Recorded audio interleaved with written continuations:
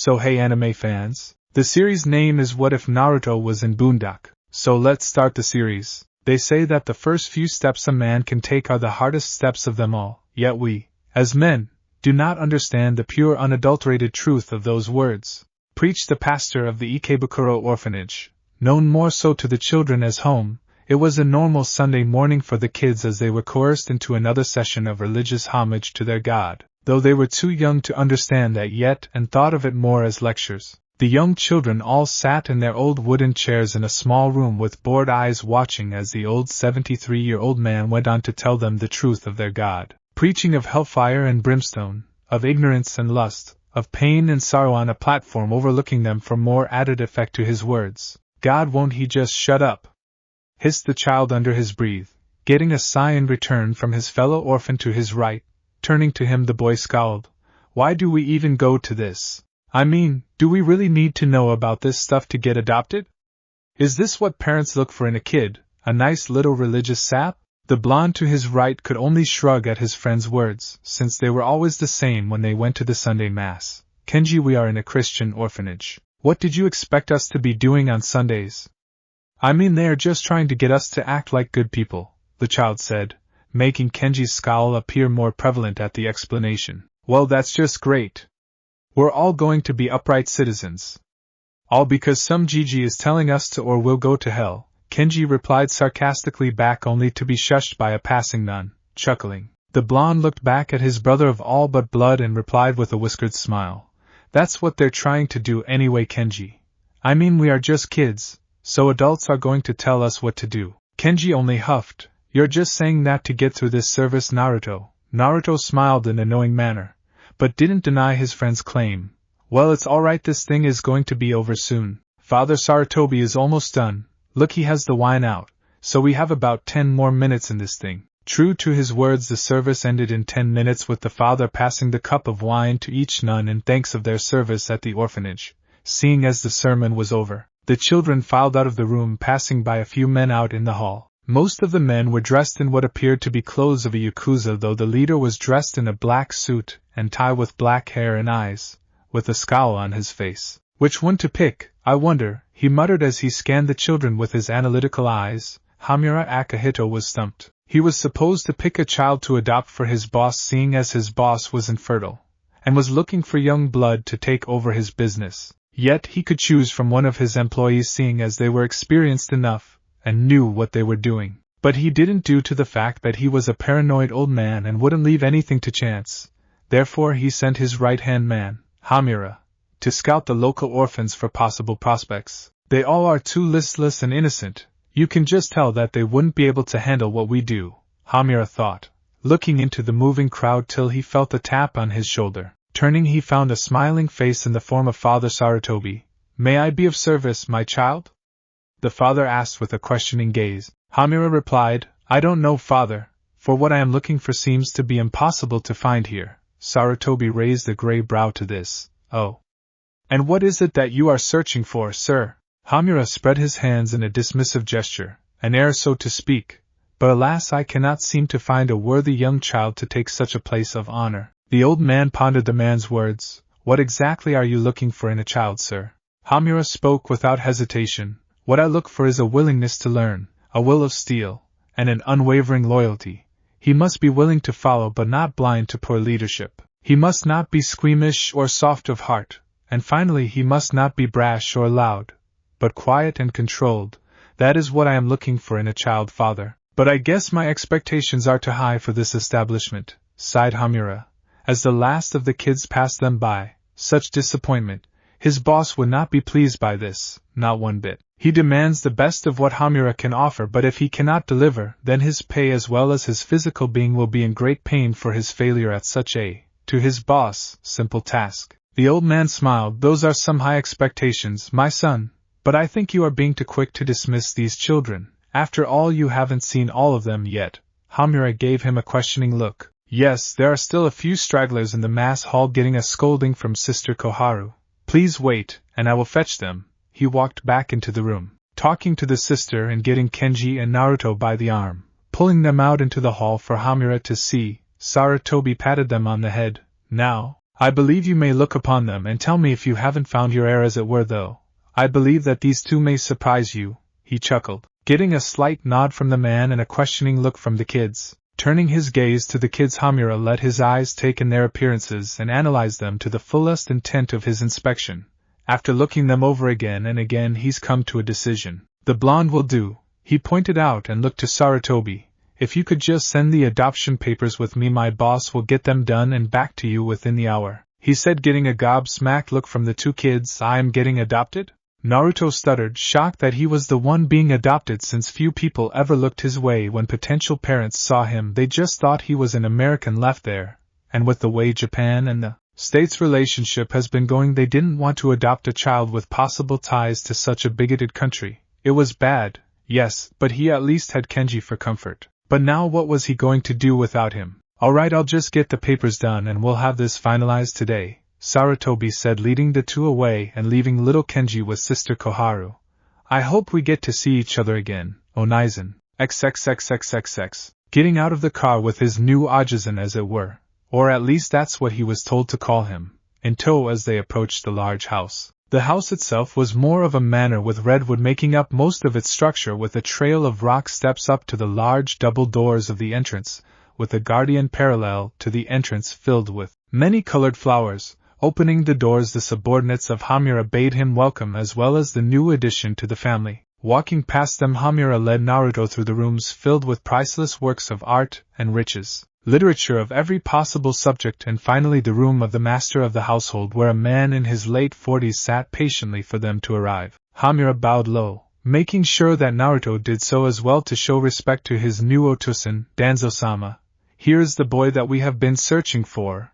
May I present the now aptly named Naruto Shimura, he announced, pushing the boy forward to the man. Stumbling, Naruto righted himself and stood stock still so as not to degrade himself in the presence of his new parent. He didn't want to appear ill-mannered to his Otosan and make him regret adopting him, so he bowed once more and said, It's an honor to meet you, Danzo-sama. Danzo looked in his eyes, probing his being with a judging gaze for any signs of deceit. Finding none, he got out of his chair and walked around Naruto, looking over him as if he were a new car, inspecting him for any hidden faults or dents in physique or character. After doing so for 5 minutes, Danzo nodded and looked to his new Sochi and patted his shoulder. Please call me Otosan, my Sochi. We have much to do if you are to succeed me in the family's business, of course. Naruto questioned him with a look. Otosan, what does the family do exactly? Danzo smirked. Well, a lot of things, such as money management, to food manufacturing to pharmaceuticals. We just do a bit of everything, Naruto. The 8-year-old slowly nodded at this. After all, it seemed like his new family was well off, so they'd be part of what his new parent has told him. Though he will find that not all of what Danzo has said will be truthful in the future. XXXXXX. 2 years have passed since young Naruto has been taken in by the Shimura household, and to say that it has been a learning experience would be an understatement. Immediately after being introduced to his new parent, he met his new Okasan Miho, who upon seeing the child hugged him, smothering him with all the motherly affection she could till her husband told her to stop. After getting to know her, Naruto was told that he would be under a strict learning program to get him ready for his years of schooling and success in his family's business. And learn he did, for under the tutors his father has provided, from mathematics to science and language to even politics, he excelled in the years provided, as well as basic hand-to-hand combat and the way of the sword. Needless to say, he did well in both. Now we find the father and son duo in their morning ritual of sword play, where our young blonde was getting his usual treatment in the area of the blade. Again, this time with more force in the swing, Danzo ordered, whacking Naruto over the head with his wooden bakken to get his point across. Rubbing his head in pain, Naruto swung at his Otosan again, this time with more force as he was instructed. Unfortunately, it still wasn't enough to break through the man's defenses, resulting in another whack to the skull. Ugh, what am I doing wrong? Naruto growled in a rare show of frustration at his inability to hit his father. He just didn't understand it. He swung the bakken as he was instructed, as he was told, and performed the swing flawlessly, yet it just wasn't giving the necessary force it should. Naruto, how many times must we go over this? You must swing with not only your arms, but with your whole body to get the necessary force behind the swing, Danzo lectured with a fatherly tone. But if I do that, I would just overextend myself, Otosan, the child exclaimed, seeing as every time he did so he did swing too far, which would get him a new welt for his troubles. That is why you must learn to control your movement better when you do so. Now again once more, attack! He said, getting in a defensive stance awaiting his son's strike. Sighing, Naruto did as he was told and struck with an overhead strike. Only this time he moved with the swing and didn't just swing his arms. Anticipating the Baken's path, Danzo brought up his own Baken to block, only to be forced to step back a pace due to the force of the strike. Good, you put your body into the swing this time. Now let's move on to the boys, dinner's ready, Miho said behind the dojo's door, interrupting her husband's words unintentionally. After the announcement of dinner, Naruto was gone in a burst of dust with a yell of ramen. Chuckling at his son's exuberance to the noodle dish, he followed him to the dining room for a much-needed meal. XXXXXX. After 8 years have passed, Naruto has finally been told of what his family is famous for. To put it simply, they were a Yakuza family, one of the biggest in fact. Sure, they had their legitimate business in the Shimura Corporation, but it did explain why there were so many rough figures that guarded Naruto while he was younger. Still, he took it all in stride and accepted his family for what it was, much to his parents' pride.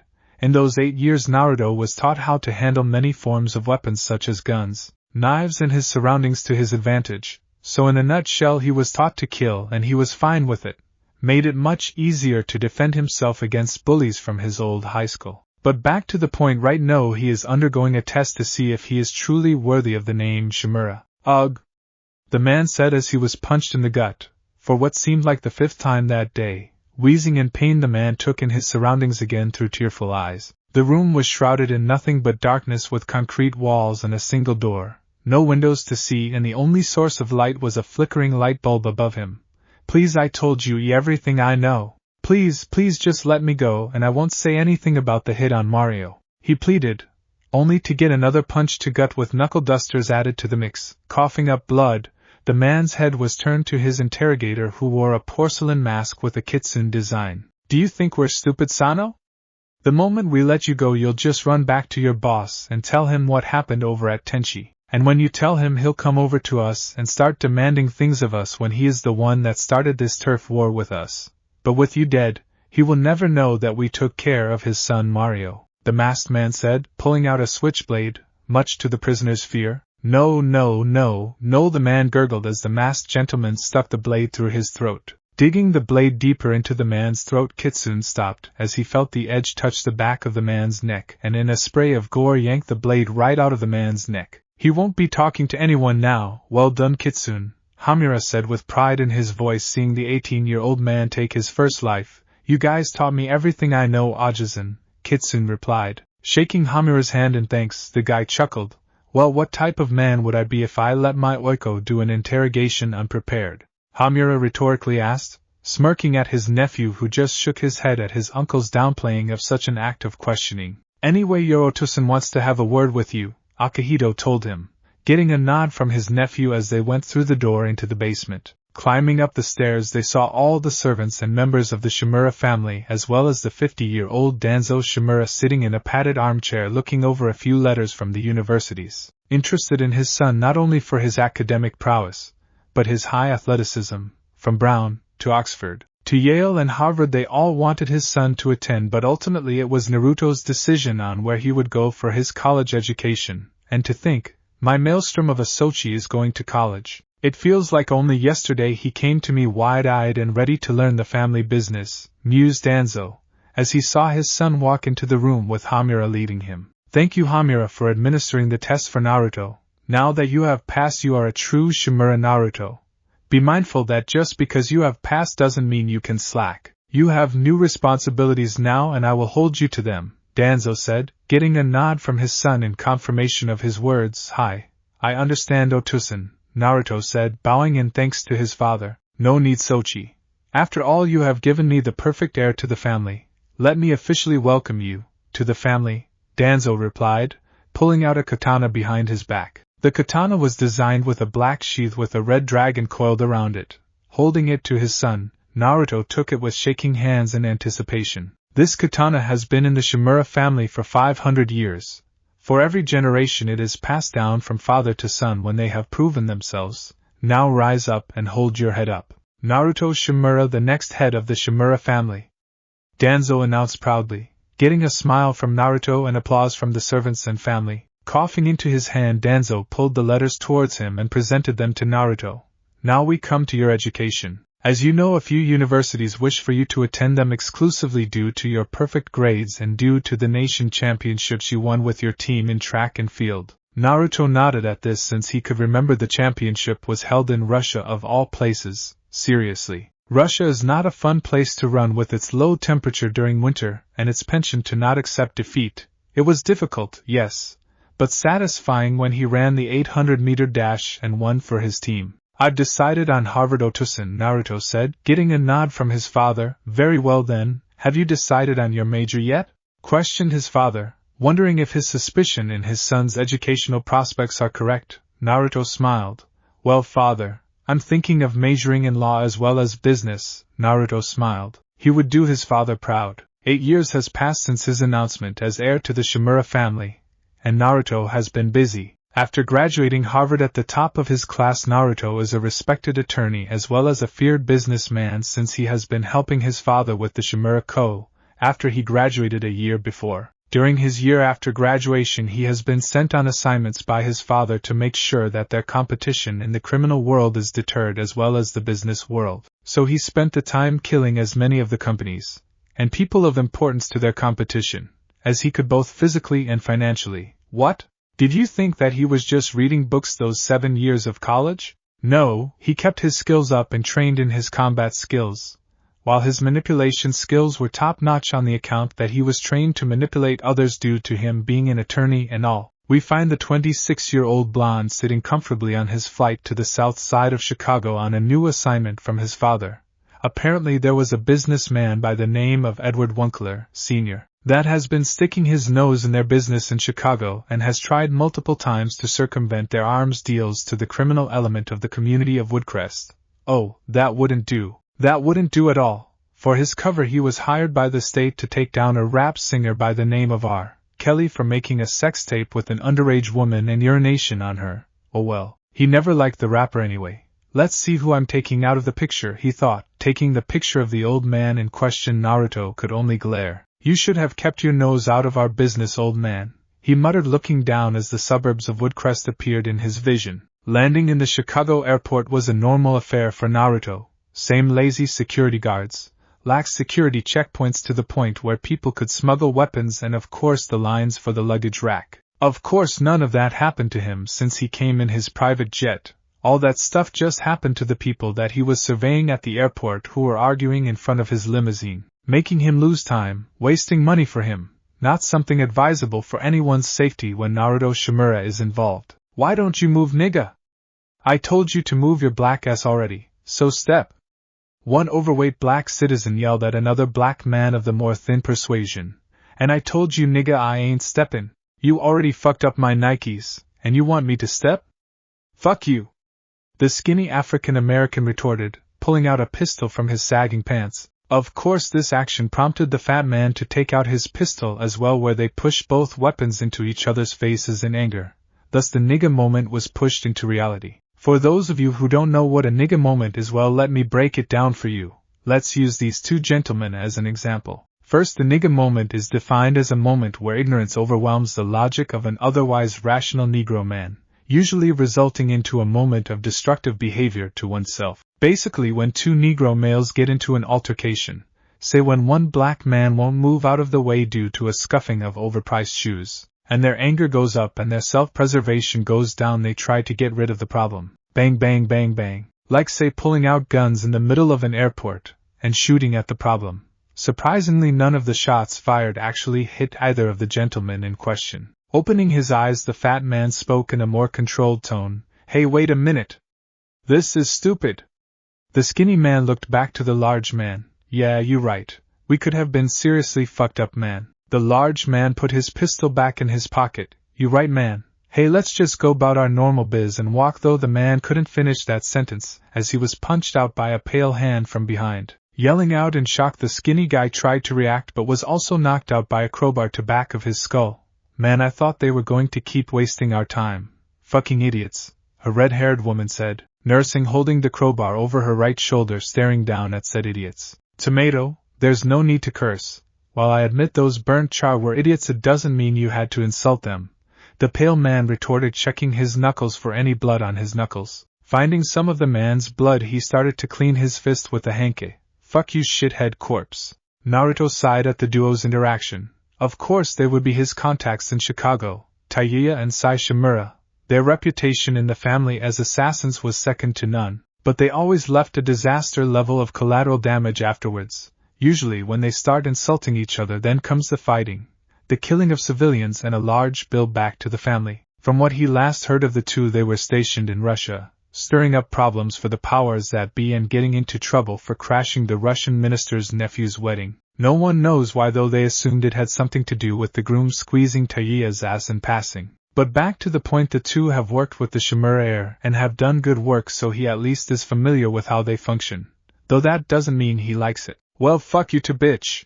You want to go? I believe it is already on. What the fuck do? Smack smack. They yelped in pain at the bitch slaps they both took from an irate Naruto. Looking back at their boss with accusing eyes, they rubbed their heads in pain while mumbling curses. Are you quite done? They nodded their heads. Hi Naruto-sama / just fine boss. Waving them off their answers, he went into the limousine while the two Yakuza members straightened their suits and went into the front to drive their boss to his living accommodations. XXXXXX. 45 minutes later, the three Shimura members drove up into a rundown apartment complex on the north side of Chicago in Hertz Avenue. The neighborhood was coursing with the malcontent of Chicago. Reminded them of their old training days as wet behind the ears gangsters. Good times. After they drove into the garage, which was designed to be bigger in the inside and only accessible to them, they parked the car and went up to the 5th floor of the apartment complex. Here it is, Naruto-sama. Room 215, Sai said as he opened up the door of the rundown apartment to reveal a rather posh room for such a bad apartment. To start, the carpet was clean. There were comfy couches, 3 in number, of high-quality materials arranged with a large 4-seat couch, and each single-seat couch on either side of the large one. The back of the living room had a fully stocked kitchen. On the right wall there is a 75-inch plasma screen and a glass countertop next to it. To the left of the room was a hallway leading to 4 separate rooms. Most impressive, you two. This will do nicely for living arrangements, for now, Naruto said, going over to the counter, sitting down in the middle of the large couch, and setting down his briefcase. Walking into the apartment, the two partners brought the last of their boss's luggage and set it on the floor. Geez, boss. What do you have in these things, bricks? Taiuya exclaimed, dropping 3 large bags of luggage on the floor with a loud thud, shaking his head at the way his subordinate handled his luggage. Naruto turned back to his briefcase and took his laptop from it. Of course not, Taiuya. That would just be asinine, he replied, powering up his laptop to a screensaver of the Shimura family symbol. Essentially it was a white diamond split into 4 squares with 2 squares colored black with white circles in the middle of them. Let's see. I have 2 weeks until I have to go to the courthouse for the R. Kelly case. That gives me enough time to expand our influence in the current legal and illegal businesses of Chicago.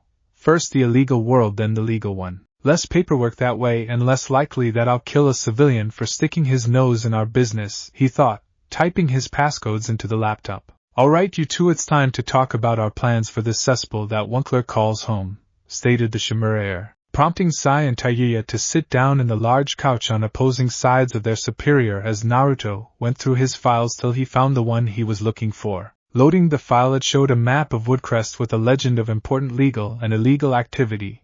Taiuya whistled. Damn boss, you don't slack on the small things, ya. Look at that, I can see our apartment too. Sai just sighed at his partner's underestimation of Naruto's skill over technology.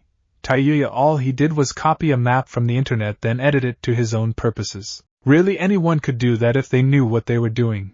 Raising a golden brow at Sai's comment, Naruto clicked on a building in the map, making the building come up in a 3D model on screen. Sai, of course, didn't comment again, seeing as his boss was giving the keep belittling my tech skills and see what happens look and kindly shut up. Now here is the epicenter of one of the main gangs of Woodcrest, aptly named the Woodongs Ninjas.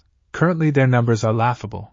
At best 24 people make up the group's occupancy. This won't be a problem for you two, as they have no prior training and rely on their numbers instead of skill. You'll be hitting their building for the stash of narcotics they are currently in possession of to cement our drug trafficking in Woodcrest for the month. You can use anything you think will help, but nothing too explosive or damaging in collateral damage that may damage the narcotics. At that time I will be taking the leader of the gang for more information on the other criminal groups that occupy Chicago. Any questions?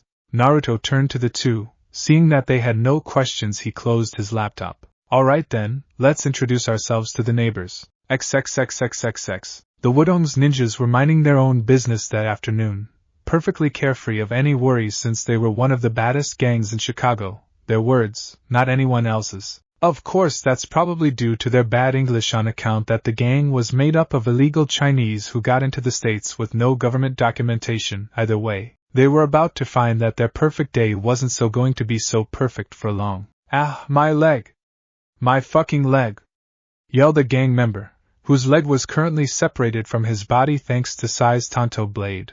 Sai silenced his screams with a quick slice to the throat. Quiet trash. You'll wake your friends, the killer whispered to the dead man, picking up the corpse and throwing it into the pond in front of the large 4-story abandoned factory building. So far so good, Sai thought as he snuck up behind two gang members who were leaning against the wall talking about their luck in cards.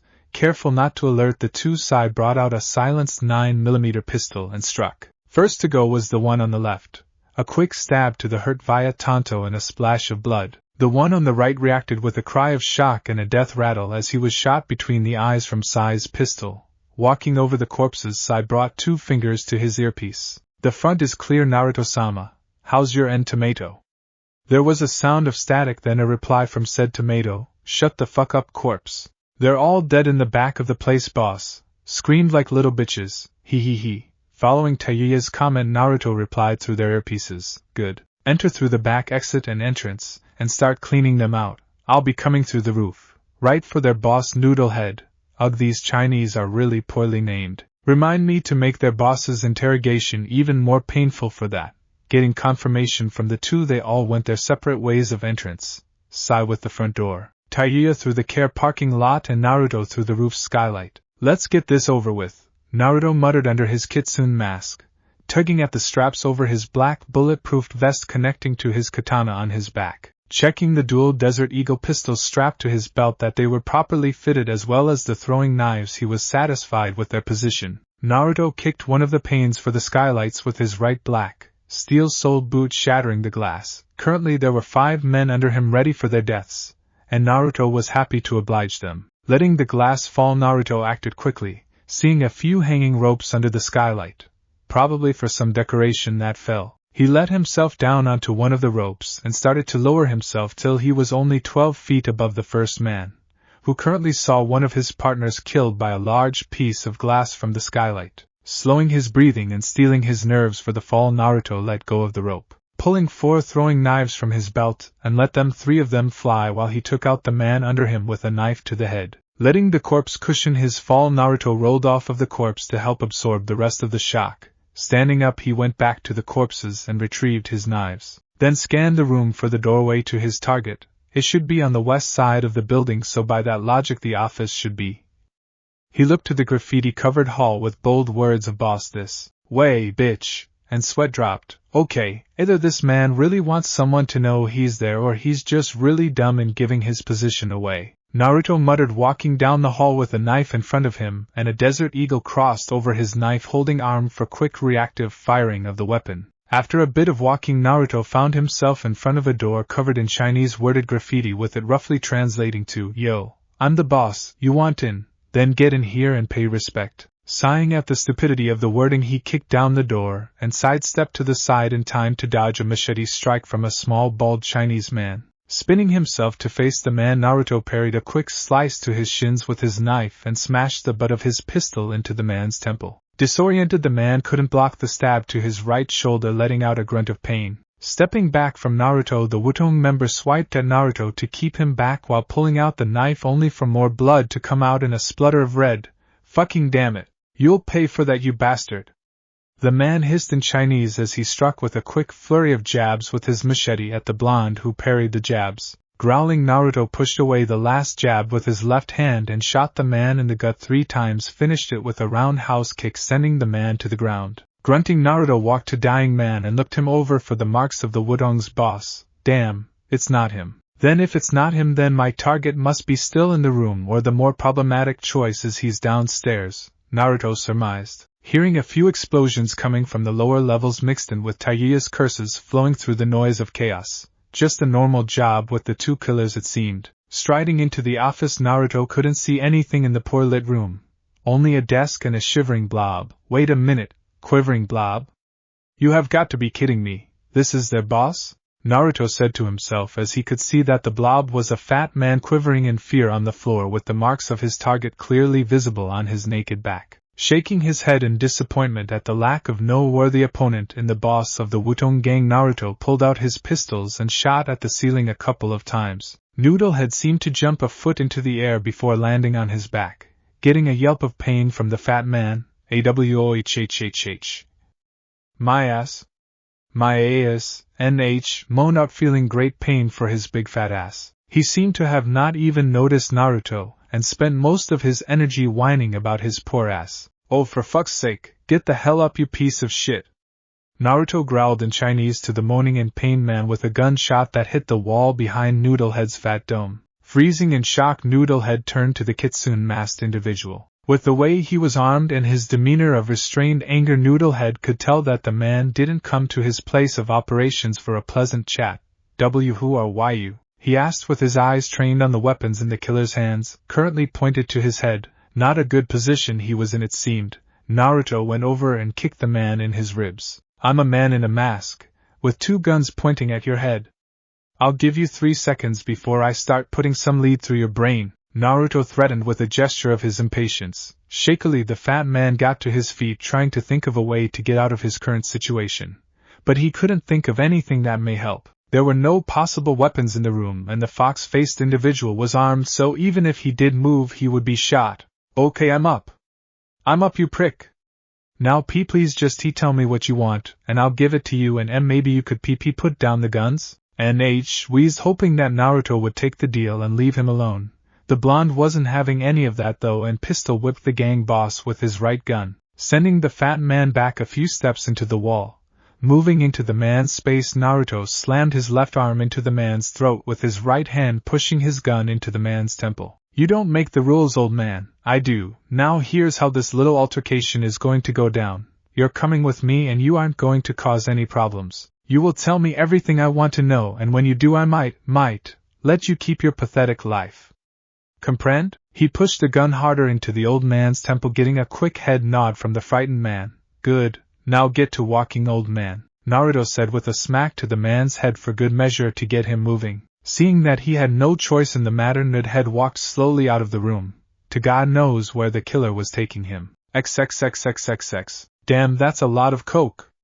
Taiya exclaimed, seeing the large pile of white substance towering over her. Really, after blowing up, taking care of all the gang members in her way, she always assumed that the gang only had a couple of milligrams of the stuff, since she saw how much money they rake in each month from her boss in briefing. But she didn't think that they could have so much coke. Damn, Naruto-sama should have told us that there was so much of the stuff here, Sai said, dragging a dead body with him as he stood by Taiya looking at the large pile of narcotics. We're going to need a bigger car to haul this, he stated, pulling the corpse up to eye level and taking anything of value from the body. Do you really have to do that now? You'll stink up the stuff with the corpse smell, Taiya said, pinching her nose to keep the smell from invading her senses. Honestly, why did Sai's habit of stripping the bodies of valuables have to show up when they were in the middle of a job? Sai, duck! She ordered, getting Sai to duck while she let off a blast from her shotgun, nailing a Wudong in the chest as he was about to shank Sai with a shiv. Looking back to the dead man, then to Taiya, he could only give her a sheepish look. Gomen, Taiya. But thanks for the save, I owe you one, Taiya snorted. Yeah, well, I just did it so I wouldn't have to bury your sorry ass, she said as she hoisted the shotgun over her shoulder. Walking over to the two, Naruto addressed them. God, it's bigger than I expected. Well, old noodles, it seems we'll be turning a large profit from your investment. Thanks for that. The fat man only groaned on the ground, tired and bruised from the constant hits he took from the blonde as they went down the floors. Just because he tried to escape a couple times, he was hit for it. Can you believe that? The injustice, the horror, Now if my intelligence is correct, then there should be a large rig around here," Naruto said, looking around the abandoned parking lot. "There it is." Sai watched the hostage while Tayuya go and check the narcotics for any traps, he ordered as he turned to rig at the end of the parking lot and walked to it. "Hi Naruto-sama / II boss," the two sounded off. The redhead went over the large pile of packaged coke and poked around them to see for movement.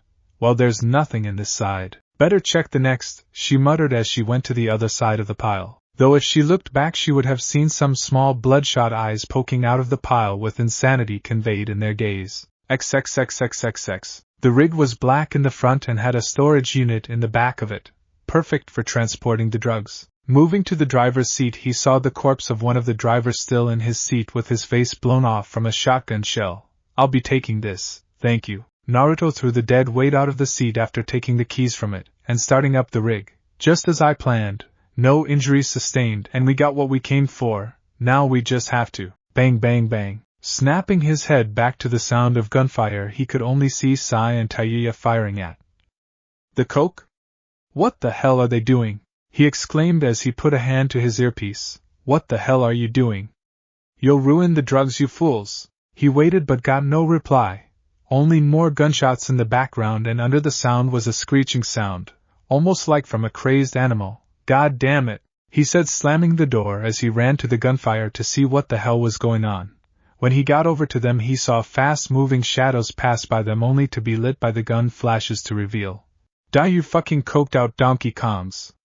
Tayuya yelled as she blasted away at the fast-moving monkeys. Hearing a loud screech from behind, the woman turned in a quick spin and shot the monkey in midair. From the corner of her eyes she struck to the foaming monkey on her right, then blasted 3 more monkeys behind the one she hit. Following up her strike, she stomped on the downed monkey, splattering his brains with her boots all over the floor. With Sai, he was occupied with 5 monkeys jumping at him at each angle, with him dodging and slashing at each one. "Damn it, stay still," he exclaimed as he missed yet another primate, and kicked a monkey at his shins away into the pile of coke. Lashing out behind in a crescent of steel, he clipped 2 of the primates, slowing down their jumps. Moving to the 2 primates, he grabbed one of them by their neck and snapped it in a fast twist, then threw it into the other monkey, and aimed his gun and fired 3 shots into the other monkey's chest. "God, these things are annoying," Sai thought as he felt small monkey hands grab his hair and pull, trying to tear his head from his shoulders. Growling, Sai pointed his gun to where he thought the piggybacking monkey and fired, getting a screech and thud of a monkey falling to the ground. Huffing, Sai turned to the last monkey with rage-filled eyes and gun pointed toward it with murder in his eyes. "Here, monkey, monkey, monkey," he hissed with a crazed look in his eyes. Sweating a little, the crazed monkey knew when it was beat and tried to run but couldn't when its legs were shot out by the kneecaps. Screeching in pain, the monkey looked to its destroyed ligaments, then to the scary pale human with Tonto raised over his head. Whimpering, it tried to beg in monkey talk but only got a dizzying amount of cuts to its body. Acting with precision, Sai kept cutting non-vital areas to make sure the little monster lived as long as possible in pain for its idiocy of attacking him. Obviously Sai was out and really pissed. Sai is Ian. With Naruto, he saw Noodlehead covered with monkeys, dead with his flesh being devoured by the rabid monkeys. "Damn it, that fat ass was my property, you sorry excuses of life," Naruto roared as he pulled out his katana and charged the monkeys.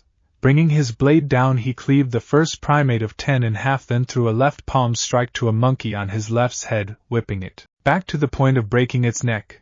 The 8 remaining monkeys jumped back into the shadows of the parking lot, which were growing due to the shift of the afternoon to night. Searching for the little devils, Naruto let his senses stretch outwards, using more than just his eyes to find the monkeys. 5 feet to the left, up in the beams holding the structure, 2 of them. Right 6 feet on the ground, breathing heavy.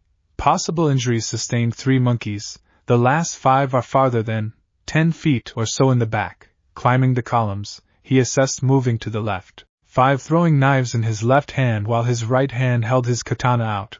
Immediately he was attacked by 2 monkeys, with one coming toward him while the other dropped down at him. Smirking, he brought up his katana, skewering the monkey's skull. Following the kill, he threw one knife into the flying monkey's skull and sidestepped the dead monkey as it flew past him. Flicking the monkey on his blade to the ground, he turned to the right and spotted movement. Acting quickly, he jumped into the air and threw the remaining knives in his hand toward the shadow. Flying at breakneck speeds, the knives skewered the shadow-covered monkey, making the other monkey screech in rage and bound towards Naruto, intent on paying him back for his fallen simian brethren. Landing in a crouch, Naruto matched the monkey's charge, katana trailing behind him as he gained speed. Coming close to the other, the two opponents passed in a flash of silver, with both of them in positions of attacks. Standing up, Naruto brought his blade up to his sheath, trailing its length till it was at the apex, and slammed it into the sheath, signaling a gout of blood to spew from the monkey. Now where's the other one? He mused as he felt a small paw come from his blind spot and slashed at his back. Grunting at the hit scored by the primate, Naruto retaliated with a spin kick, sending the cousin of man flying into a column with a loud smack against the cement. 5 down, 5 to go. He pulled out his pistols, moving to the back of the parking lot. Hearing the small grunts of the rabid monkeys, he opened fire at the rafters, hitting one in the shoulder and scattering the rest of them. Following two with his eyes, Naruto aimed with narrowed cerulean orbs for focus and waited a few seconds and fired 2 shots, both bullets scoring headshots to the jumping monkeys. Not looking to the groaning monkey on the ground, he silenced it with a few shots, letting the flashes illuminate the area again to see the last 2 running away to the exit. Following them in a sprint, Naruto ran up one of the columns, kicked off it, and with the monkeys in his sight opened fire when in the air. They tried to dodge, but the bullets tore through them, filling them with an overdose of lead. Landing in a crouch, he huffed with indignation. Fucking monkeys. Who uses monkeys as coke meals these days? Naruto muttered, putting his pistols back into his belt, and went back to the others. When he came back to Sai and Tayuya, they didn't seem that different. Frustrated looks on their faces, a few scuffs and bite marks on their clothes, but overall they were fine. Tearing off his mask, Naruto asked, "Status report?" Sai straightened up. "Naruto-sama, the monkeys seem to have come from cages hidden under narcotics. We don't know exactly how they got out, but I think they were let out as a security measure. Unfortunately, the chaos from the attack preoccupied us long enough for the vermin to kill our target." Naruto sighed, rubbing his eyes in repressed anger. "Damn those fucking monkeys. There goes his information." "Wait a minute, Tayuya. Is there any documentation left in this building?" Tayuya straightened up a bit at the question. Maybe, though I wouldn't hold my breath, boss. I mean, these guys weren't the sharpest knives of the cupboard, so I doubt they had any files of their activities." Giving her a look, she put her hands in the air and went to find the possible documents, as she was told by her bosses. "Just do it." "Look." Sai scratched his chin. "Well, Naruto-sama, what do we do with all these drugs? We certainly can't sell them all by ourselves." Naruto gave a small smirk to Sai. "We can't, but a few others can. We'll just need to get some recruits." XXXXXX. Surprisingly, the gang did keep records of their activities as well as the rival criminal organizations in the area. With the information at hand, Naruto was able to start their plan of attack on the organizations to spread the Yakuza influence in Chicago, as well as find buyers for the drugs and possible new recruits for the Shimura family. First things first, he had to call his father for more people to help, because he would need more experienced members to train the new recruits he would be bringing in with his time at Chicago. To the issue of the legal situation of Chicago, it was a mess. The people had businesses mostly owned by large corporations like PGE, Wunkler Inc., and Longdoh Industries, and the few that aren't barely survive as it is.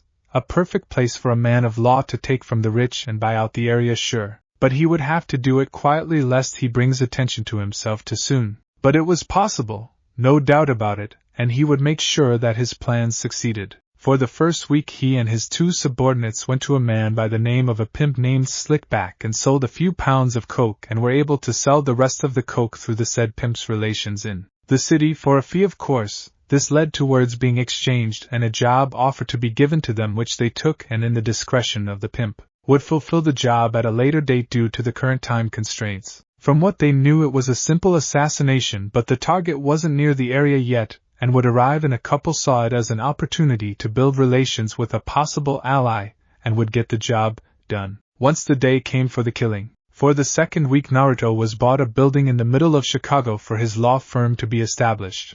Well, at least one of them anyway, since he already had a few firms around the countries. But this was the first one in the US, so it was crucial to establishing ties to the States for the Shimura business. With building, he went about getting employees quickly. Fortunately, with his reputation as a talented lawyer, he didn't have a problem getting people to work for him. Even got a secretary by the name of Shizen Kaido, a woman in her 30s that came from Japan to the States to strike it big in finances. Unfortunately, she was underestimated and cast out due to racism against her ethnicity and sex from her workplace. But it gave Naruto an opportunity to get a good secretary for himself, so he didn't hesitate to hire her when he saw her resume. Afterwards he went over the R. Kelly case and gathered as much evidence as he could, which was substantial since Kelly thought he would get off scot-free due to his fame.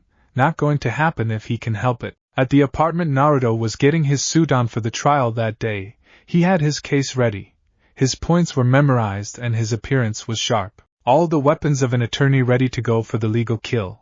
Looking at himself in the mirror, he straightened his tie. He was taking Kelly out of the equation for the money, but also because he found out he was one of Winkler's record deal artists in his recording company, Sounds of Gold. Taking Kelly to prison would cut into the record company substantially and hurt Winkler's finances, reducing his threat level by a small margin, but every bit helps. Checking his Rolex, Naruto saw the time and took his briefcase, going through the door to his newly purchased Ferrari in the hidden garage. Getting in the car, he drove the courthouse to send a rapper to prison. XXXXXX. Huey and Riley Freeman were waiting with Tom Du Bois on the steps of the courthouse at the Wu for the R. Kelly case to begin.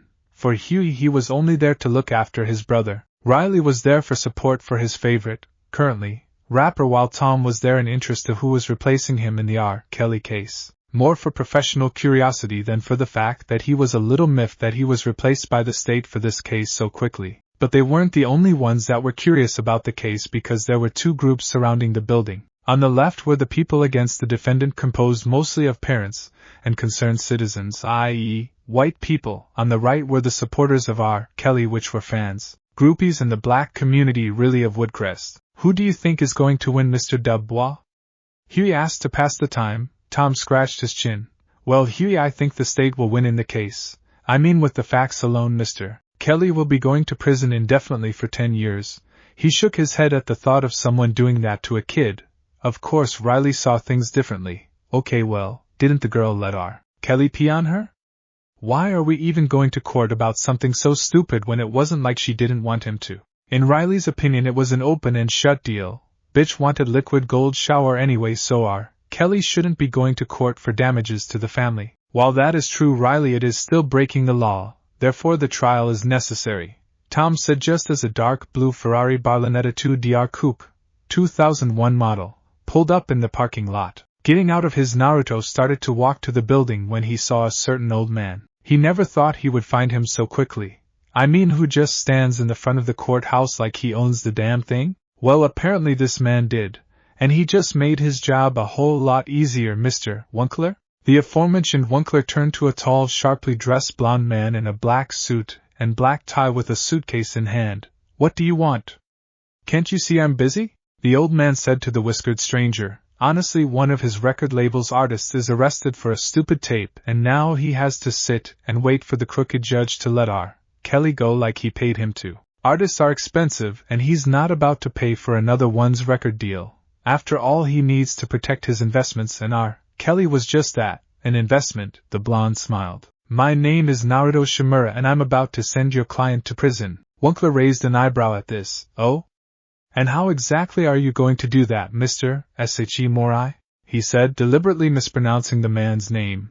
Well, I'm the attorney representing the state and Little Sequoia's parents in the lawsuit against R. Kelly. Just thought you should know beforehand that you'll be losing a client, Naruto said neutrally as he went up the stairs, pulling out his phone, leaving a slightly gobsmacked Winkler in his wake. Is the switch complete? Alright then, on my mark, if any make a move, neutralize them. Hanging up the phone, he passed to Huey, Riley, and Tom and pushed past the news team that was trying to get a statement from him. He pushed open the doors, ready to start the case and take a piece of Winkler's estate away in the form of the rapper R. Kelly. XXXXXX. Order! Order in the court, I said. Shut the hell up. The black judge by the name of Thurgood Tubbs ordered, getting the people to settle down. We are here today for the trial of R. Kelly versus the state. The defense may make the opening statement. Sitting next to R. Kelly was a 50-something man with white hair and a blue suit with a jovial gleam in his eyes. He winked to his client and turned to the judge. Your Honor, today my client is brought here before the good people of Woodcrest in a time of lack, if you will. It's not right to try and put my client in the cement cell when all he was doing was giving a girl a liquid gold shower like she asked. In closing, this case is bugged. Let my client go," he said, getting a roar of approval from the supporters while the people against the rapper booed like it was a sporting event. Shaking his head at the people's reaction, Naruto gave an assuring look to the two parents beside him. "Don't worry, we'll win, I promise," he said, getting hesitant smiles from the parents for the encouragement. Standing up, Naruto got up to address the occupants. "Mr. Kelly has broken the law when it comes to minors. He has not only urinated on my client's daughter but also had relations with her. This is not what the Constitution was talking about when the people were given the freedom they have today. R. Kelly committed a horrible act, an unspeakable crime and daunting wrong, and today this wrong will be righted with him going to jail like he deserves for the damage he has caused my clients," Naruto stated, getting a resounding approval from the people against R. Kelly while the supporters just scoffed at his statement. The judge nodded. "The defense may present their case first." The defense attorney by the name Adam East got up. "Your Honor, I would like to call to stand Sequoia." This got murmurs from the people in the seats as well as the jury. The parents were shocked that their daughter was called for questioning so soon. "This isn't going to end well," Huey said as the daughter walked up to the stand. "Yeah, for that blonde guy it isn't. There's no way that girl is going to snitch on Kelly," Riley said, sure that the girl wouldn't say anything that would land R. Kelly in prison. "Ms. Sequoia, did you allow for my client to give you a liquid gold shower?"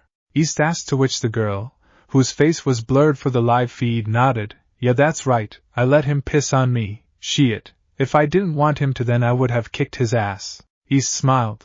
"Would you say that my client is a bad man?" She shook her head. "Hell to the no. If he was such a bad guy, then he wouldn't have given me money for the golden liquid shower." She smiled at the thought of being reimbursed by her idol for her services. "Mr. East nodded at the statement. "No further questions, Your Honor." He sat down next to his client, fist bumping him. Tubbs looked to Naruto. "Mr. Shimura, you may start your cross-examination." Naruto nodded and got up, holding a few files. "Thank you, Your Honor." He went over to the girl. "Sequoia, how old are you?" The girl looked at him strangely. "I'm 14, nigga. What's it to you?" She said. Oh, she knew this guy was trying to send her idol to prison and she wasn't going to let him. Screw what her parents thought. R. Kelly is a great guy and shouldn't even be in court for something so stupid. 14 years old? And you let Mr. Kelly urinate on you, deliberately, and was paid for said actions? Naruto asked, steering the conversation to where he was laying his first trap in his legal battle. Sequoia responded without giving pause. "That's what I just said, you blonde shit. What do you need? A fucking hearing aid?" She growled back, getting a few cheers from the supporters only to get silenced by a glare from Naruto, and a few calls for order from the judge. "That, my dear, is called prostitution, and worse, child prostitution. This, if I'm not mistaken, is illegal in the United States the last time I checked," he said with a smirk. Mr. East got up. "Objection. The prosecution is clearly harassing the girl." The judge shook his head. "Overruled, Mr. East, as the prosecution's advisor is only stating a fact." East sat down with a discouraged look on his face. "What? I ain't no hoe!" the girl screamed, reaching for Naruto's neck for his statement of her being a hoe in her mind. Stepping back, Naruto signaled to the bailiff. "It seems Ms. Sequoia is done for the day. No further questions, Your Honor." Naruto sat down with his clients, were a little shaken up by the words spoken. "Don't worry, she won't be in juvenile hall for long. Just a couple of months for what she did. You'll be able to visit her every week," he told them as Tubbs addressed the court. "The prosecution may bring any evidence that he would like to present to further his case." Seeing his cue to start, Naruto went to the front of the court and brought out a videotape. "Your Honor, ladies and gentlemen of the jury, and all those who are here for one reason or another, what I hold in my hand is a video of the defendant in the act, as well as him verbally stating that he knows what he has done and doesn't care for the repercussions of his actions. Now I must warn you that the content of this tape is an unedited version of the one that was sent out to the public, as it is graphic in nature. I highly suggest to those with weak constitutions to look away." Naruto waited for the bailiff to bring a TV with a VCR. Getting the needed appliance, Naruto started the video showing the rapper and Sequoia doing the deed. Tom, of course, covered the two Freeman brothers' eyes to preserve their act was so graphic that a few people threw up their lunch just watching the first few minutes of the footage. After 20 minutes the video came to the end of it being Kelly urinating all over Sequoia's naked body and turning to the camera with a crazed look in his. "That's right, it's your boy R.K. And I hoped you brothers and sisters enjoyed that video." The screen went black with the room filled with nothing but silence. Seeing the tape with their own eyes, the parents start to cry as they kept chanting, "Where did we go wrong with our baby girl? And why didn't anyone stop them?" The jury looked at the family with sorrow-filled eyes and back to the video. What type of person does that to a little girl? They turned angry glares to the defense with anger flashing in their eyes. "Oh, you are going to get it now, boy," an African-American senior citizen stated in the jury after he saw the horrible act in the tape. "Back in his day, men died for their country, they were good people. But this man, this bastard dare do this to the girl and make the poor parents suffer. Not going to happen on his watch." Tubbs narrowed his eyes. "Is there more, Mr. Shimura?" God, looking at it again made it all the more real. For Tubbs it was all too real, since he himself had a little girl of his own, and seeing that made him think of maybe lightening up on her, since he didn't want her to become that girl Sequoia. Also, he's going to get her some karate lessons so she can defend against people like Kelly, namely pedophiles. Naruto nodded grimly. "Yes, Your Honor, there's more. XXXXXX. 40 minutes later, Naruto finally ended his statements. "In conclusion, Your Honor, R. Kelly is guilty of sleeping and urinating on a minor with the evidence such as DNA samples to prove it's him that has done so. Multiple statements by the defense saying he did it, and was not going to say he was wrong, putting the video of the act on his Facebook page, taking illegal substances while in the middle of the act and paying the girl for the heinous stunt. He is guilty of child prostitution. He is guilty in the use of illegal drugs. He is guilty of indecent exposure on the internet and emotionally scaring the Brown family. In all this guilt and crimes made by the defendant, it is only right that he pays for his crimes, with interest." The crowd roared in approval to his argument, now fully supporting him after seeing the evidence and the ramifications of Kelly's actions to the family. Well, most of them anyway. The diehard Kelly fans didn't say a word but thought all the evidence didn't prove anything. Sighing, Tubbs looked to East, who was sweating a bit since he didn't have any evidence to help him. He thought he didn't need it since he was told by Winkler Sr. that he was going against Tom Du Bois, a black attorney, who he could talk circles around without the need of evidence. Plus, the judge was supposed to be paid off to let Kelly go, but this judge was not the one they paid. This wasn't supposed to happen. This was supposed to be his ticket to the tropics. This was supposed to be his meal ticket. "Mr. East, your evidence?" the judge repeated. East got up and addressed everyone. "My fellow Americans, sure, my client paid for sexual favors with a minor. Sure, he had a little marijuana and a few other substances, but is that really what he did?" He swept an arm to the evidence piled on the desk. "This so-called evidence is nothing but a sham. It's not evidence at all, it's racism." This got a glare from Naruto and a confused look from the audience. With this so-called evidence, he's trying to punish a man that has done nothing wrong. A man that brings joy to the lives of thousands, while this man, points to Naruto, is nothing but a blood-sucking, noodle-eating Japanese man. Naruto slammed a hand to the desk. "Objection. This isn't evidence, it's slander." The judge slammed his gavel. "Enough. Mr. Shimura, sit down. And Mr. East, one more word that even comes close to slander, read racist remarks, out of your mouth and you'll be out of here faster than a chicken wing at Popeyes," Tubbs warned East, who hastily nodded. East pulled a hand through his hair. "All I'm saying is the man has no idea about who my client really is and should leave his person alone," he finished quietly at the end, knowing that he did all he could. Now it was all in the jury's hands. "We will take a quick break for the jury to decide the outcome," Judge Tubbs said, getting the people to wait as the jury went to the back room to decide R. Kelly's fate. XXXXXX. 10 minutes later, the jury came back with their minds made up. "Has the jury reached a verdict?" Tubbs asked. "We have, Your Honor. We, the jury, find the case of R. Kelly versus the state in favor of the state." The defense paled. The prosecution broke out in tears and Naruto smiling. Tubbs shrugged. "Very well then, Robert B. Kelly, please stand." R. Kelly stood shakily, dreading the sentence. "You will be sentenced to 14 years in Chicago State Prison, as well as paying a fine of $400,000 to the injured party as well as the state. Now take him out of my sight, bailiff." Thus R. Kelly was dragged out of the room, shocked and unable to speak, with his mask falling from his face to the ground. Naruto smiled at the outcome. "One piece of the puzzle eliminated," he said as he took the mask and ripped it in half to add insult to injury, then threw it in the trash. Walking to the door, a voice called out to him as the people were talking over each other. "Hey you." He turned to see a small black kid with cornrows, a wife beater, baggy jeans and boots glaring up at him. "Yeah, kid?" he asked the little guy. "You proud of yourself, Mr. Lawyer Man?" "Thanks to you, one of the greatest gangsters of our generation and stuck in prison," Riley shouted, getting the attention of Tom and Huey, who went to try and stop Riley from causing a scene. "Yes, I know, kid, I was there, plus I'm a lawyer, not a lawyer, as you mispronounced. Anyway, Mr. Kelly knew the stakes when he broke the law and didn't think of them as important. Due to that, he was caught, tried and convicted of crimes before the judge, jury, God and all the residents of Woodcrest. Everyone saw what he did, kid." He knelt down in front of Riley. "And they don't care about him.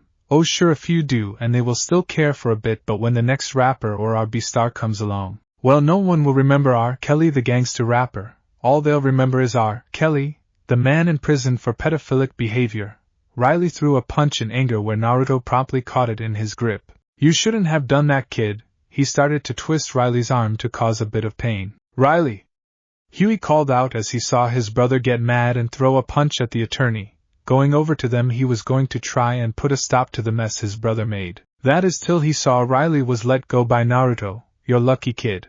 If you attacked anyone else, then you would have lost that arm," he stated, getting a scoff from Riley. "Yeah, like you would have done that, nigga," he mumbled, rubbing his sore arm. Tom came up to them, hoping to defuse the situation. "I'm sorry for Riley's behavior, Mr. Shimura. He's very passionate about his favorite singers," Tom said, nervously chuckled, hoping the attorney wouldn't sue them for Riley's behavior. Chuckling, Naruto waved him off. "It's fine, Mr. Dubios, after all, kids will be kids." Tom did a double take. "How do you know my name?" He doesn't remember giving his name to the man. "Well, I got your name from the state since you were originally assigned this case after all." Tom nodded to this. "All right. Well, I would like to pick your brain on some legal matters, so I was thinking, would you like to come over to dinner with me and my family?" Naruto looked a little perplexed. "Okay," he said, seeing as that was sort of out of the blue. Tom smiled. "Great, here's my address. See you on Friday at 5, the man announced jovially, getting the kids to follow him. "Well, that was odd," Naruto said, with a drop of sweat running down his head at the man's weird mood. XXXXXX. It has been 3 days after the Kelly case, and Naruto was on his usual morning run through the park. Keeping a steady pace, he was still focused on a few properties that he was going to buy. Now the bank has agreed to the buyout, but they're asking for a little more than usual. Must be because Wunkler owned the place. But they are a few points down in profit than the other banks from what I can tell. I'll have Shizen look at the numbers again to be safe," he thought, when he was suddenly hit by another person crashing into him. "OF," he said as he fell to the ground. "Oh my gosh. I'm so sorry, are you okay?" a rather young, feminine voice asked. Looking up, Naruto could see a young African woman in her 20s, wearing a skin-tight running t-shirt and shorts. Brown eyes stared down at him in concern, as well as full lips kept asking for confirmation of his well-being. All in all, the woman was fine. "I'll be fine. I've had worse falls." Naruto gave a smile to the woman, who smiled back, relief written over her person that she didn't seriously hurt him. "Thank God. Here, let me help you up." She stuck out a hand, in which Naruto went and grabbed it. Standing up, he could see that she was shorter than his 5 feet 6 inches. If he had to say, she would have to be about 5 feet 3 inches, though that didn't distract him long. Naruto smiled. "Thanks," the woman chuckled. "I just pulled you up. It's no big deal." Naruto shook his head. "No, I meant thanks for apologizing and meaning it. Most people just say that phrase and just walk away like it wasn't their fault." Which was, unfortunately, true, since oftentimes people rarely meant what they said when giving an apology. At least that's what he's experienced with his job as an attorney as well as a Yakuza member. "Well, I'm not most people. I can prove it to you if you want," she said, giving a small undertone of want. "Oh, how would you do that?" Naruto asked, curious to the woman's offer. It's not like he couldn't guess. He is a male after all. But he didn't want to be rude, so he kept his thoughts to himself. "How about I take you out to coffee to say I'm sorry for knocking you over? Plus I get to prove that I'm not like other people," she said with a bit of a spring to her step. "Keep on jogging for a few hours in the hot sun, or take a lovely woman's offer for coffee." "Such a difficult decision," Naruto said with an exaggerated look of concentration that made the woman giggle. "Well, if it's so hard, I guess you don't want to come with me to the coffee shop," she said good-naturedly back at him, playing along with him. "All right, miss, you wore me down. I would love to go get some coffee with you," she smiled. "Great. Come on, let's go." She grabbed his hand and started to jog out of the park with him in tow. Whoa, hold on. I didn't get your name. She looked over her shoulder with a smile. It's Ebony Brown. As you can see, ladies and gentlemen, our profit has risen 5% this month and is still rising. I predict that while our profits may lower due to the elevated export expenses put onto us by the U.S. after that bombing incident in Florida, we will meet our quota for this year, Hamura stated, looking over the board members of Shimura conglomerate. Their faces may have been shrouded by the shadows, but Hamura could feel their satisfaction with the success of the company. Sitting at the back of the room, Danzo steepled his hands together, elbows lowered onto the table in a stance of contemplation. It's not as low as I expected it to be. Good work, Hamura. You may be seated. Hamura nodded in acknowledgement, and did as he was told. Danzo-sama, speaking of our financial situation, how goes our ventures in America? Your Sochi is spearheading the expansion, so I can only assume that it's going well. Raising a brow at the questioning board member, Danzo only brought out a clicker and pointed to the screen coming from the ceiling. Pressing the button, a map of the United States came up.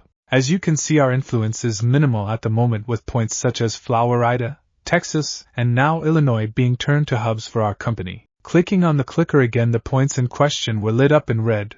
My Sochi has also secured a few contacts in the underworld of the U.S. to help us in our more lawless ventures. This will speed up our expansion considerably, as you all can imagine. The board nodded at this statement, knowing that illegal enforcement does in fact speed up an expansion of a business with the extra revenue it provides. Danzo-sama, is there any current developments in the Wunkler takeover? Danzo clicked again, getting a pie chart on the screen that was mostly red, reading Wunkler assets, while a small sliver was green, reading taken assets. Mr. Kisaragi, you see that my Sochi has only been able to take a small chunk of Wunkler's assets as our own with his current actions, with 1% of Wunkler's profit as our own with our Kelly's arrest and his soon-to-be death in prison. So to answer your question, no, there has not been any significant change yet. Now, ladies and gentlemen, if there is no further business to attend to. A hand rose in a stopping motion. There is actually one other thing, Danzo-sama. Sighing, Danzo turned his gaze to another of the shadowed members. Yes, Minamori, what is it? Minamori let his hand down, scratching his head. Well, it's not new business, but it's important all the same. It involves your Sochi. That is, when is he going to provide heirs for the company, This got Danzo to narrow his eyes in a contemplative manner. Though hard he may be on his son, Danzo never pushed him to have an heir quickly, just sometime in the future though. If he was honest, he would have liked Naruto to at least have a significant other by this point in time. Oh sure, there were a few that had caught his son's eyes, but they eventually ended up being either pretenders, weak-willed women, or just plain girls that had no sense of duty to their own cause. In other words, failures, and Danzo did not like it one bit. He wanted grandkids too, just like his wife, though he wasn't as vocal about it. Minamori, my Sochi will have an heir when he has been married to a woman of substantial worth, as we have discussed. None have shown themselves to be adequate in the past, which is why no heir is here at the moment for the next head of this company. Minamori nodded, yes, but it may be a good idea to have Naruto-sama put into an arranged marriage. You yourself were married in such manner, Danzo-sama, so surely you can understand the merit of the idea. It would make having an heir that much easier and further cement the future of this company. Danzo nodded to this. Though to be fair, the only reason he went through with the marriage was because he knew his wife Miho at the time and they were already dating each other. The arrangement was approved by them and okayed by their parents, which led Danzo and Miho to be married in their early 20s. Regardless of that, I will not have Naruto put into an arranged marriage without his consent. I will discuss this matter with him the next time I check on his progress, Minamori. But for now I leave his romantic life alone. Who knows? Maybe he can find an American that will be worthy of being called his wife and carry his heir. XXXXXX. In the span of his 27 years of life, Naruto has been on quite a few outings with beings of the opposite sex, yet they all seem to be a little disappointing in a way. He couldn't really describe it any other way, it seems, since that's how they were. They just didn't measure up to the expectations he set, and the expectations of his family. Intelligence was a must, of course. They had to be aesthetically pleasing as well, clear-sighted, humble so as not to be arrogant, strong in body as well as mind, and above all accept his family and his way of life. Unfortunately, none of the women he has seen has been able to be all of these things. They were either one or the other, but not all. But he could hope that the woman sitting across from him could break this cycle if only to find someone to call a companion. It did get a little lonely every now and then for Naruto with his constant movements around the world and no one to share his experiences with. Oh, his colleagues and family are nice and all, don't get him wrong, but they couldn't fill the hole that he could feel inside of him every now and then that yearned for a partner, a companion.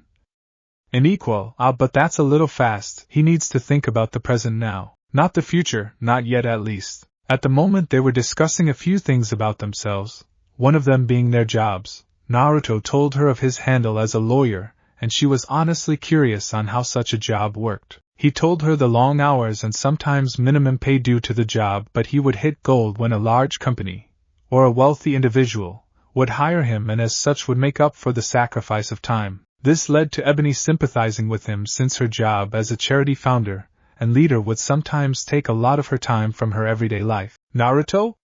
Are you alright? Ebony asked him, breaking him from his thoughts. Shaking his head, Naruto looked to Ebony with a slight smile to dissuade her worries. Yeah, I'm fine. I was just stuck in my thoughts of the future is all. Ebony, you were saying something about your charity.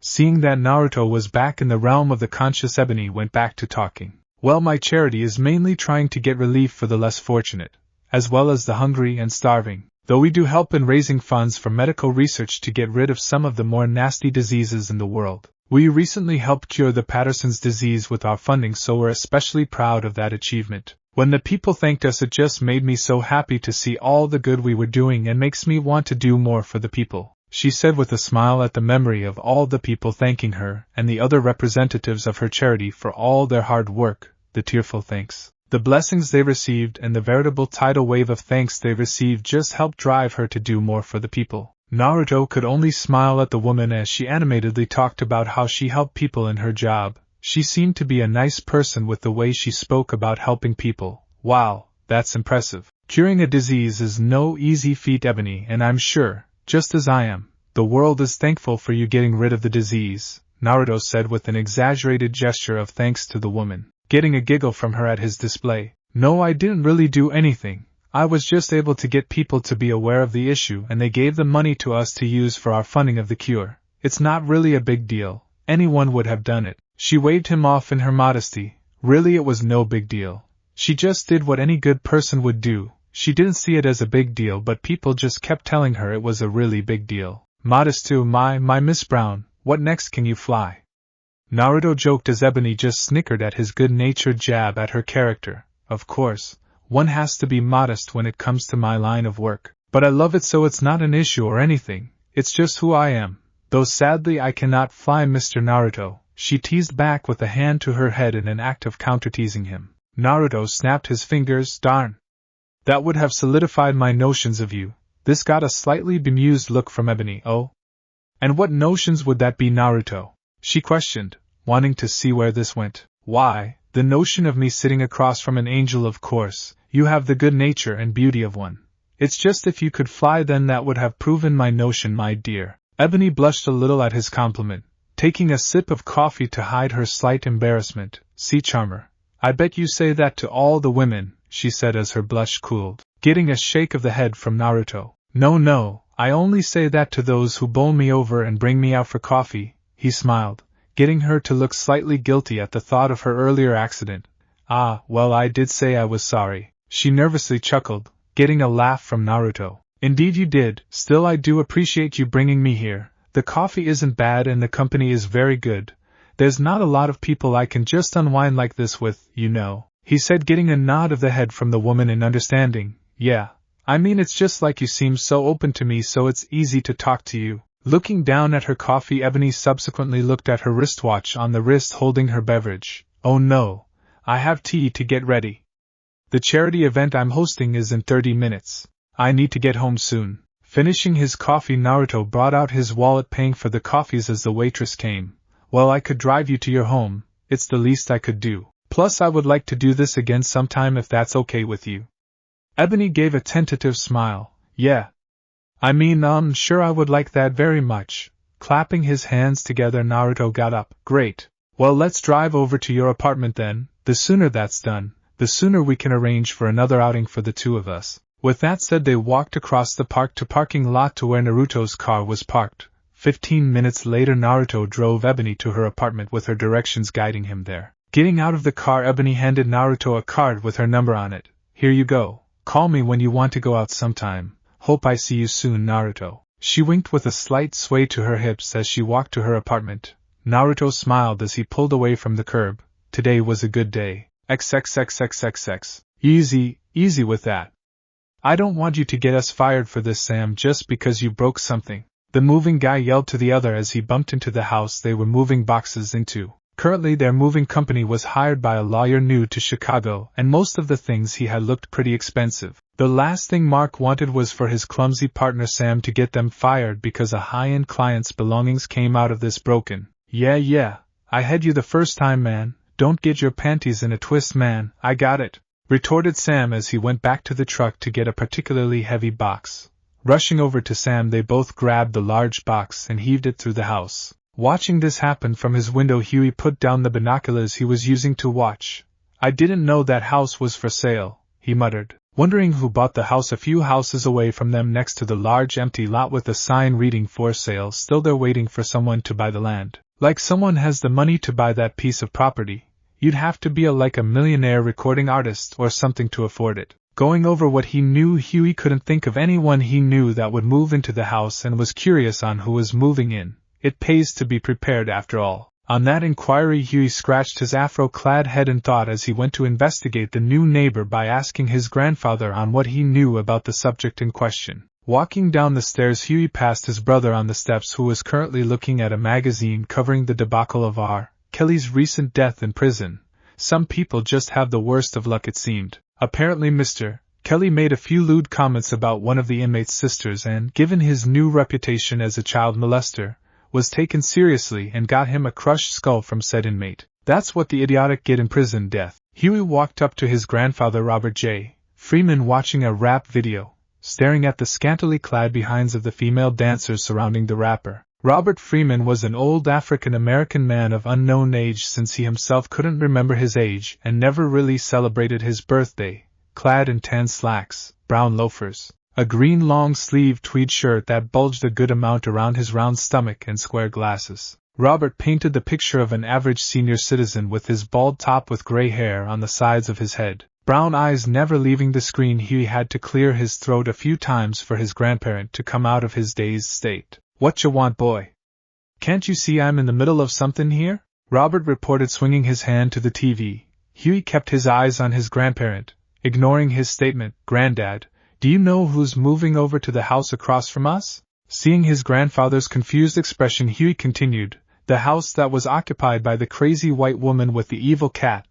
That's the one that's being moved into." Realizing which house his grandson is talking about now, Robert replied, "Oh, why didn't you say so?" "Well, I don't really know. It's not really my business to know anyway. Just glad that crazy-ass bitch left, to be honest," the senior Freeman said, muttering the last sentence to himself as he turned back to the TV. "Aren't you a little curious, Granddad? I mean, it would be best to know who's living next to us. For all we know, it could be a terrorist or mass murder," Huey pointed out, getting a slight wave of dismissal from Robert. "Yeah, it could be a terrorist or mass murder, Huey, whatever you say." "Wait, what?"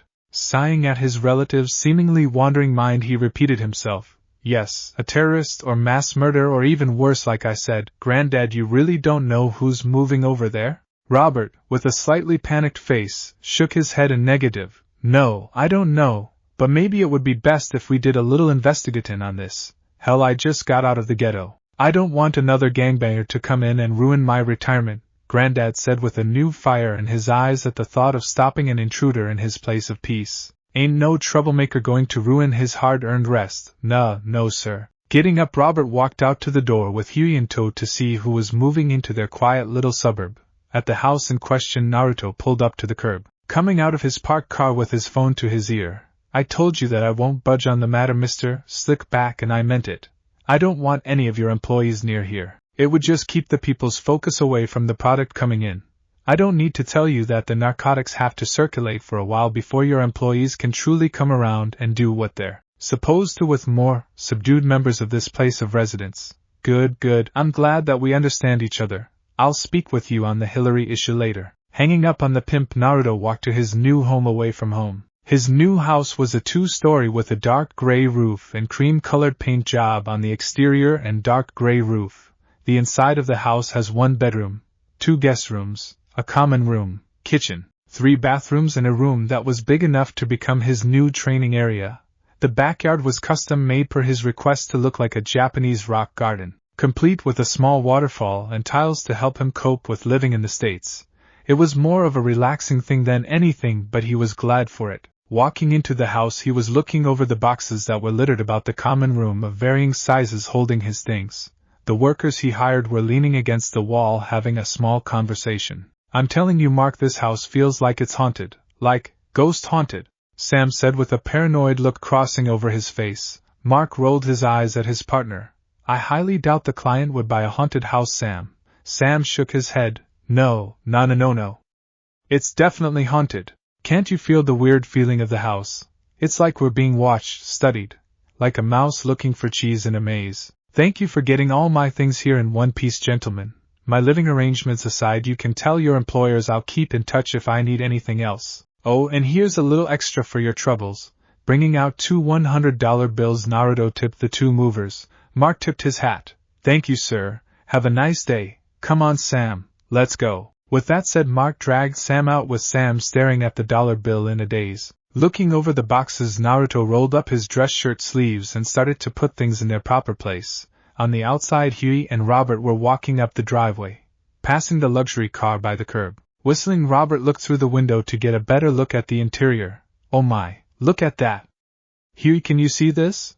Well, boy, if I had one of these, all the cutie pies would be lining up at the house for a piece of your granddaddy." Shaking his head at his grandfather's behavior over the luxury car, Huey went straight to the window to take a quick assessment over the new neighbor. The neighbor in question was wearing a light blue dress shirt with gray slacks and dress shoes. The man seemed to be in good shape by the definition of his back and arms. His hair was a little odd with blonde spikes bouncing here and there. Freezing in a state of realization, Huey went over to the doorbell in a daze. No, there's just no way he'd be here. It's only been a few weeks since the trial, and the odds of him staying here is just too ridiculous. Damn, this is just going to be a bitch, I just know it. Pressing the doorbell, he waited for the chime to end as he could hear a shuffling sound of feet coming to the door. "Huey! I thought we were going to see who was living here, not meeting them," Robert said, coming up to him looking like he didn't want to do the whole good neighbor routine that is custom in normal society. That or the fact that if there was a criminal in there, he didn't want to be ID'd as one of the guy's soon-to-be victims in the future. Yeah, he may have come out from the ghetto, but he wanted to keep that part of his past just at the past. "Granddad, this is the fastest way to make sure. Plus, if it really was a criminal moving here, they wouldn't want to cause an accident so soon. That would blow their cover as a normal citizen," Huey reasoned as the door opened up to show Naruto's face looking at them with a questioning look. "Yes, can I help you, sir?" he asked, dismissing Huey as he assumed the old man was the one that rung his doorbell. Robert scratched his neck in embarrassment. "Well, here's the thing, Mr. Shimura. Shimura? Well, I'm Robert Jebediah Freeman and my grandson Huey. We just wanted to see who was moving into the neighborhood and what not. We had this crazy idea that a criminal may have moved in here." Robert chuckled nervously at the idea. Nudging Huey with his elbow, Robert motioned his eyes to Naruto for Huey to get what he was driving at. Yes, we were just concerned," Huey said, getting Naruto's attention. Looking down at him, Naruto scratched his chin and thought, well, I can understand your caution, but rest assured I'm not a criminal or anything like that, just a simple attorney moving into the neighborhood, though. You look familiar, kid. Have we met before?" he asked as he could recall meeting a kid by the looks of Huey. It's just that he couldn't remember where he met him. He's a busy man after all. Not like he remembers meeting some random kid every time he sees one. Huey internally debated on telling him. On one hand, it's not like he would do anything since I don't have a bone to pick or anything like that. On the other hand, he did hurt Riley and threatened to break his arm, so I know he's dangerous. He's not going to do anything. After all, he doesn't see me as a threat with the way he's talking to me, so that just leaves option 1. Mr. Shimura, we met during the R. Kelly trial. My brother was the kid you had a word with.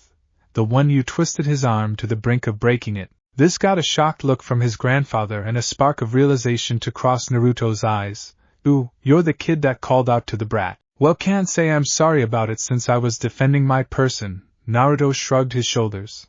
In his mind he saw it as a lesson to the kid's brother in humility. You cannot simply throw a punch at a stranger thinking they'll just stand there and take it. Mr. Shimura, what do you mean you were defending yourself against my grandson Riley? Robert asked, hoping that his short-tempered grandkid didn't cause too much trouble with the lawyer.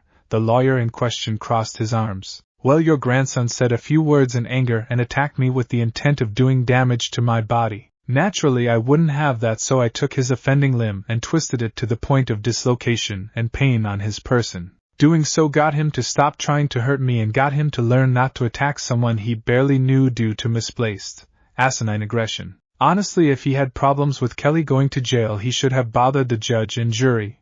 They're the ones that decide if the defendant is guilty or not. Robert grimaced as he could see Riley trying something like that. The kid was street smart, but when something he liked got taken away he got irrational and lashed out. Well, I'm sorry about that and I hope we can forget about that. I'll have him apologize to you soon. Don't worry about that. As soon as I get done introducing his behind to my belt, the Freeman apologized. With a muttered promise of pain for his grandson at the end for the embarrassment he brought his grandfather with his actions. Naruto nodded, of course, and please, Mr. Shimura is my father, call me Naruto. After all, we are neighbors, so we might as well act like it. Sticking out his hand to the man, Naruto waited for him to respond. Sighing in relief, Robert shook Naruto's hand. Thank you for the understanding, Mr. I mean Naruto. If you need anything, just ask. Come on, Huey, let's go home. Nodding slowly, Huey followed his grandfather. Looking back, he could see that Naruto already closed the door. Hopefully his brother doesn't try anything against the attorney. Otherwise they may just lose their house in a lawsuit. He moved in? Riley yelled, getting a smack to the head by Robert. Yes, he moved here. And don't you even think about trying anything, boy. Attacking a lawyer? What kind of dumbass are you? Do you not understand the type of trouble you almost got into? Robert said, already in the process of getting his belt off to discipline his rather uncouth grandson. He put R. Kelly in jail. And now he's dead, all because of that nigga. Riley yelled back to his grandfather. Grunting at his grandson's words, Robert swung his belt at Riley, getting it to wrap around his throat. Pulling Riley towards him, Robert hit him with a backhand. This got Riley to fall to the ground, holding his face in pain. I don't care if he did that. If you got a problem with it, then too bad, because the world isn't fair, boy. So suck it up and take your whipping like a man. Letting his belt fall, Robert hit Riley's behind again and again for 30 minutes for punishment. It was actually a normal occurrence. Riley getting hit with Robert's belt, since oftentimes the boy got into trouble from time to time, though not so close to getting a lawsuit. That's what Robert thinks, as attacking a lawyer. That got Riley a few extra lashes for his idiocy. Huffing at the strain of hitting his grandson's rear end so much with his belt, Robert put his belt back on in a huff. Now, you are going to go over there and apologize to Naruto tomorrow, and you better be sincere about it, boy.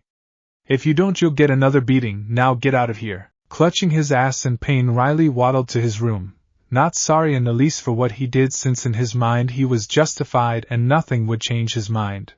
XXXXXX. Dying doom. Dying doom. Looking at the time, Naruto saw it was about noon, and getting up from his lunch in the kitchen went to answer the door. Yesterday was eventful with the meeting of Robert and Huey, as well as the other neighbors like Mrs. Van Housing, Uncle Ruckus, and Tom and his family. Van Housing was a bit of a stickler of an old woman, and had a penchant for carrying firearms on her person, but he could get along with her so long as he kept his guard up. Ruckus was a delusional black man, thinking he was actually white from what he could gather, and was hateful to the black community, as well as any other minority or foreigners in America. When he questioned him on his ethnicity, Naruto responded as being Japanese, which got Ruckus calling him a large amount of racist names for his race. This got Naruto to retaliate with a threat of suing Ruckus for racial slander and hostile behavior. This, with his character and looks, would make Ruckus easy pickings in the jail system for criminals. Ruckus stopped bothering him with his racist slurs after being pointed to that fact of life. Currently, Naruto had all his stuff unpacked and put back into their proper place in the house. Why he didn't have Sai and Taiya help was because he didn't want them to break out in one of their fights and break something important in his possession. This brought him enough time to go over a few plans for hiring a few hopefuls for his law firm, but for now he was opening the door to see who his new visitor was. Believe it enough, it was Riley. wearing a gray hoodie and sweatpants and boots, looking mad at being at the door. "Ah, there you are, brat. Well, is there something you need?" Naruto asked with a slight smirk, as he already knew what Riley was there for. Riley scowled at the man as he took a deep breath and got ready to lie so his granddad wouldn't be on his case anymore. Like he usually did when he got into trouble and had to apologize, Riley put on his poker face and got ready to lie. "I'm sorry FO trying to fuck you up at the R. Kelly case. It was wrong and I hope that you can forgive me FO my actions." "Wheel? Aren't ya going to say nothin'?" Riley demanded, wondering why this guy wouldn't acknowledge his apology. "Yeah, I'm not accepting your apology," Naruto told Riley, getting the kid to widen his eyes in shock. Usually people just accepted his words and ended it there, but Naruto didn't. Like he knew what he was doing. What you mean you don't accept my apology?" The kid questioned, starting to get a little angry that Naruto wouldn't let this issue go. Naruto stared down at him. "Are you serious, brat? You just lied to me. You aren't sorry in the least, and I bet if you could go back you would attack me again just because you could. So tell me, why in the hell should I accept your so-called apology when you don't mean it in the least?" He deadpanned, letting Riley open his mouth to say why, but closed it abruptly because he couldn't really explain why. "See, 'cause it's just how things work. I say sorry and you accept, then I don't get punished. That's just how it is," Riley stated as best as he could. This in turn didn't change Naruto's expression. "So because you're used to getting off scot-free you want me to accept your lie? What type of logic is that, brat?"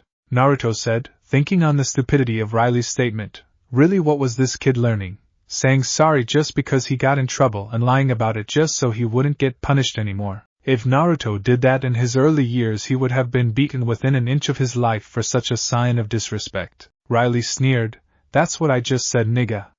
This in turn got a door slammed in his face. Walking back a few steps, Riley hit the door a few times. "Hey nigga, open up. I ain't done talking with you." From the inside Riley could hear, "I'm done with you, kid. Come back when you're really ready to apologize and learn some respect. Or at the very least learn to lie better, because that was terrible." Naruto said back to the door, as he went back to eating and ignored Riley's continued pounding on the door. "I ain't leaving till you accept my apology, nigga. No way am I going back to Granddad just to get a lashing just 'cause you won't be cool about this." Riley yelled at the door, pounding harder on the door to get his point across. Naruto continued to ignore him. He was just a kid, so he didn't really think he would do what he would say. Plus, this was a lesson for the kid. In life you can't do anything without consequence when you disrespected someone, especially when you attack them because you got angry. That doesn't fly in the civilized world. A few hours later Riley was still hitting the door, though he was starting to tire, and his yelling went to mutterings of curses as the sun started to go down. When it hit 10:00 p.m., Naruto checked to see if the kid was still there. When he opened the door he saw the sleeping form of Riley with his fists raised to rap on the door. Well, he did keep going till he fell asleep from exhaustion. The brat's persistent, I'll give him that. I may have a way that he can say he's sorry, without him saying it, so his little pride can stay intact and learn a little humility. Who knows, he may be of some use in the future, Naruto thought as he got Riley up from his door and looked through his jacket to see where his house was, since he didn't know where he lived. XXXXXX. The day after Naruto got Robert to lend him Riley to rake his rock garden as an apology for the Kelly debacle instead of the verbal disaster of the preceding day. When asking why he wanted Riley to do manual work for him as an apology, Naruto just responded, "He's not honest with his words, so he might as well be honest with his actions." With that, Riley was subjected to raking the rock garden in the specifications exactly as Naruto said them for 2 weeks' time. This leads us to Riley in his normal wife-beater and pants standing on the middle rock of Naruto's rock garden, raking the sand in a swirl-like design. It's been a few hours since he first started, and Riley was beginning to get a little frustrated. Damn bastard, could they just let it all slide, but no. Had to have a nigga breaking his back and shit for a small problem, he angrily muttered as he wiped the sweat from his brow. Surrounding the rock garden was an amalgam of plant life indigenous to the country of Japan in an array of green, yellow and white flowers and plants. In the back was a small waterfall that spilled water in a small koi pond. Sitting under the shade of the trees, Naruto sat against the trunk of one of trees, looking over a few reports from Shizen on the buyout of one of Chicago's banks, as well as a few new hopefuls for his business. Then there was the small expansions of the Shimura Company in other American countries that, while small right now, were growing steadily due to their marketing campaigns bringing in more employees. Sipping his jasmine tea, Naruto looked at Riley's progress. He seemed to be mostly finished with it.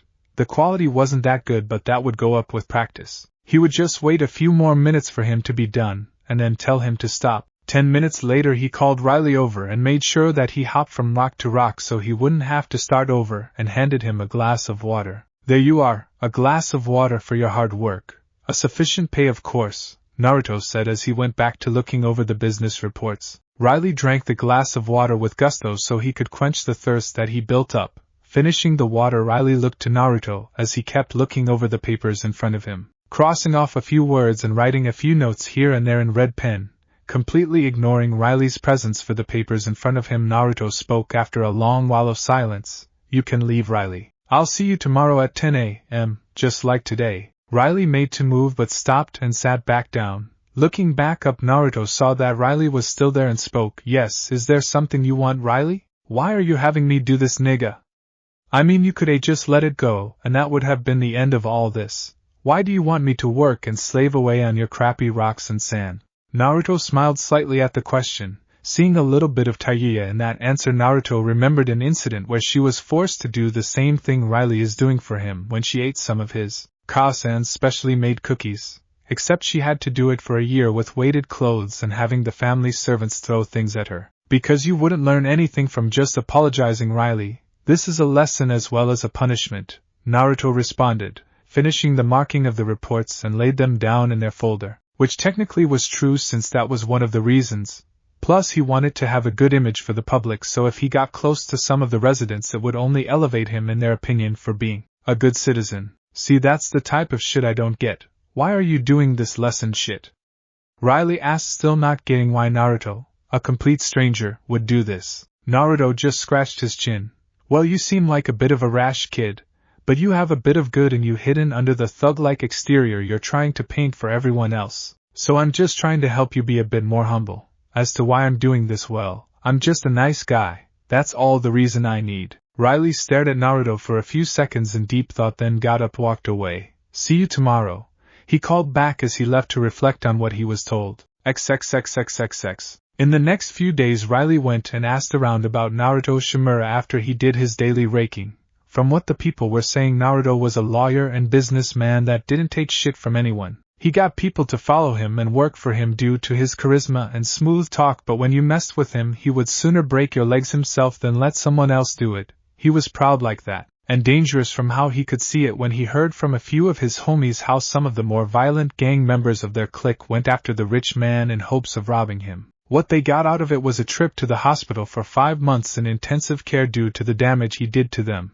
The kicker was he did it so that they were on the brink of dying. They were in constant pain day in and day out. From there they would be crippled for the rest of their life and couldn't even move and barely speak due to the pain and damage to their bodies. Needless to say, Riley knew that the guy he was working for right now was dangerous, and wouldn't be overstepping his boundaries anytime soon. Though his respect for the blonde-haired man did go up a couple notches after hearing that, since in his opinion the man knew how to handle his business. Huey, on the other hand, already knew Naruto was dangerous due to his early threat at the courthouse, but looked up more about the man to learn of the possible threat. From what he found out, Naruto was the adopted son of Danzo Shimura, the CEO of Shimura Co., and heir to the company. He owned over 30 law firms around the world and was starting up one in Chicago, as well as getting a few factories made for his family's company in the US. Naruto was also trained in his early years in martial arts and knew over 5 languages.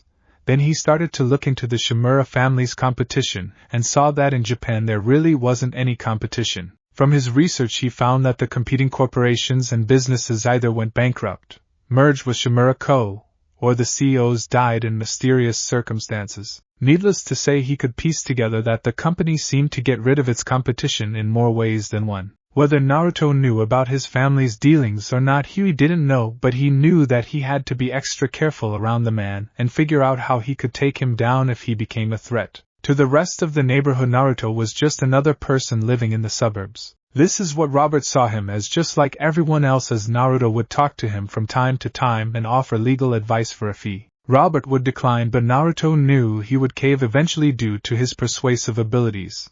On a side note, Robert seemed to be dating a young woman by the name of Crystal. which Naruto recalled was one of a pimp named Slickback's working girls' names. Needless to say, he was going to have a few words with the pimp and having his girls stay away from the suburb per their deal till he said it was okay to get to that stage of his plans. Now it's the day of Tom's dinner and Naruto was ready to go. Though he still can't see why he accepted Tom's dinner request, he could see how having another attorney in his belt would be a good thing. I just have to get through this dinner and I'll have another pawn in my pocket, Naruto thought as he put on his dress shirt, dress pants and shoes. As most may think, there are allies and enemies. For Naruto there is a third category which is known as a pawn. A pawn is simply a person that he could use for his own use to exploit for a certain purpose that would further his family's as well as his success. When he was done with them they were usually discarded, but at least they were able to be of some use. Walking over to Tom's house, Naruto rung the bell and waited for someone to open the door. Soon enough the door opened to reveal a beautiful woman of American ethnicity, white, with blonde hair to her shoulders, modest bust, a white sweater and blue pants, all with an hourglass figure. Oh Naruto, glad you could make it, come in, come in, Tom and Jasmine are already in the dining room. Naruto smiled. The evening, Sarah. You look great as always. I hope you don't mind, but I brought a little present for dinner if you don't mind, he said, holding up a wine bottle he was carrying with him. Blushing a little at the compliment, Sarah Dubois took the bottle with a bright smile. Thank you for the compliment.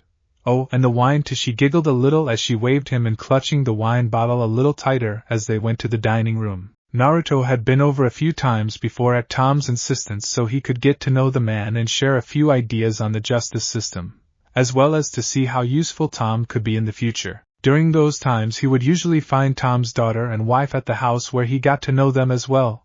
They got along well and seemed to interact nicely, though Sarah would send a bit of a lingering look his way, but he chose to ignore for the time being, seeing as it wouldn't benefit him in any way if he decided to see why she gave him such a look. Jasmine, Tom's daughter, was an adorable 9-year-old that seemed to be just a naive, pure little girl. He got her a small stuffed fox as a present in one of his visits just because she seemed to influence Tom a bit in his decisions, so might as well have her on his side so whenever he has a situation to where he may have use of Tom, then it would be that much easier to use him. But now here they were sitting around the table with the bottle of champagne Naruto brought, open and poured into Naruto's and Sarah's glasses. Tom, in his normal blue suit, opted not to drink since he didn't really drink.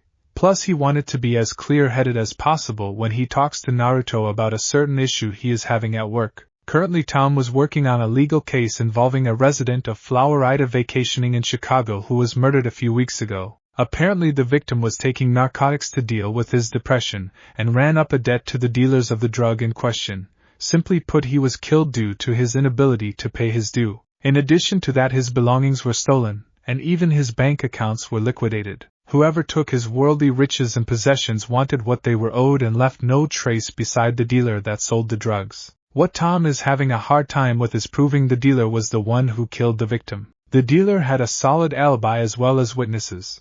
Add on to that, they aren't even sure if the dealer was the one that killed the man or if he just simply died of overdosing on the drugs themselves. Though the victim had markings of strangulation, it doesn't show if that killed him. Plus, with Tom being one of the more ethnically tolerated people of Woodcrest, it added more stress and made him prone to mistakes since people seem to not really have a high opinion of him due to his race. Is it racism? Probably, and it is. But Tom was already in a tough situation with the last few cases he lost due to his nice attitude interfering with his more logical brain functions, thus making him stand on thin ice where his bosses are concerned. Simply put, he was fucked if he couldn't win the Flowerida case, and if he was fucked then his family would be fucked with him right out of house and home. But he wouldn't give up because he had an ace in the hole sitting right across from him. Yes, he was talking about the blonde lawyer entertaining his daughter, who was in a little white dress and matching shoes. With the story of his travels, he had it all figured out. With Naruto's unprecedented skill in twisting words and commitment to the job, Tom would be able to win the case and save his career. After all, he felt like the blonde was his friend by now and thought that he wouldn't mind lending a hand after a good dinner. And the dinner was going well.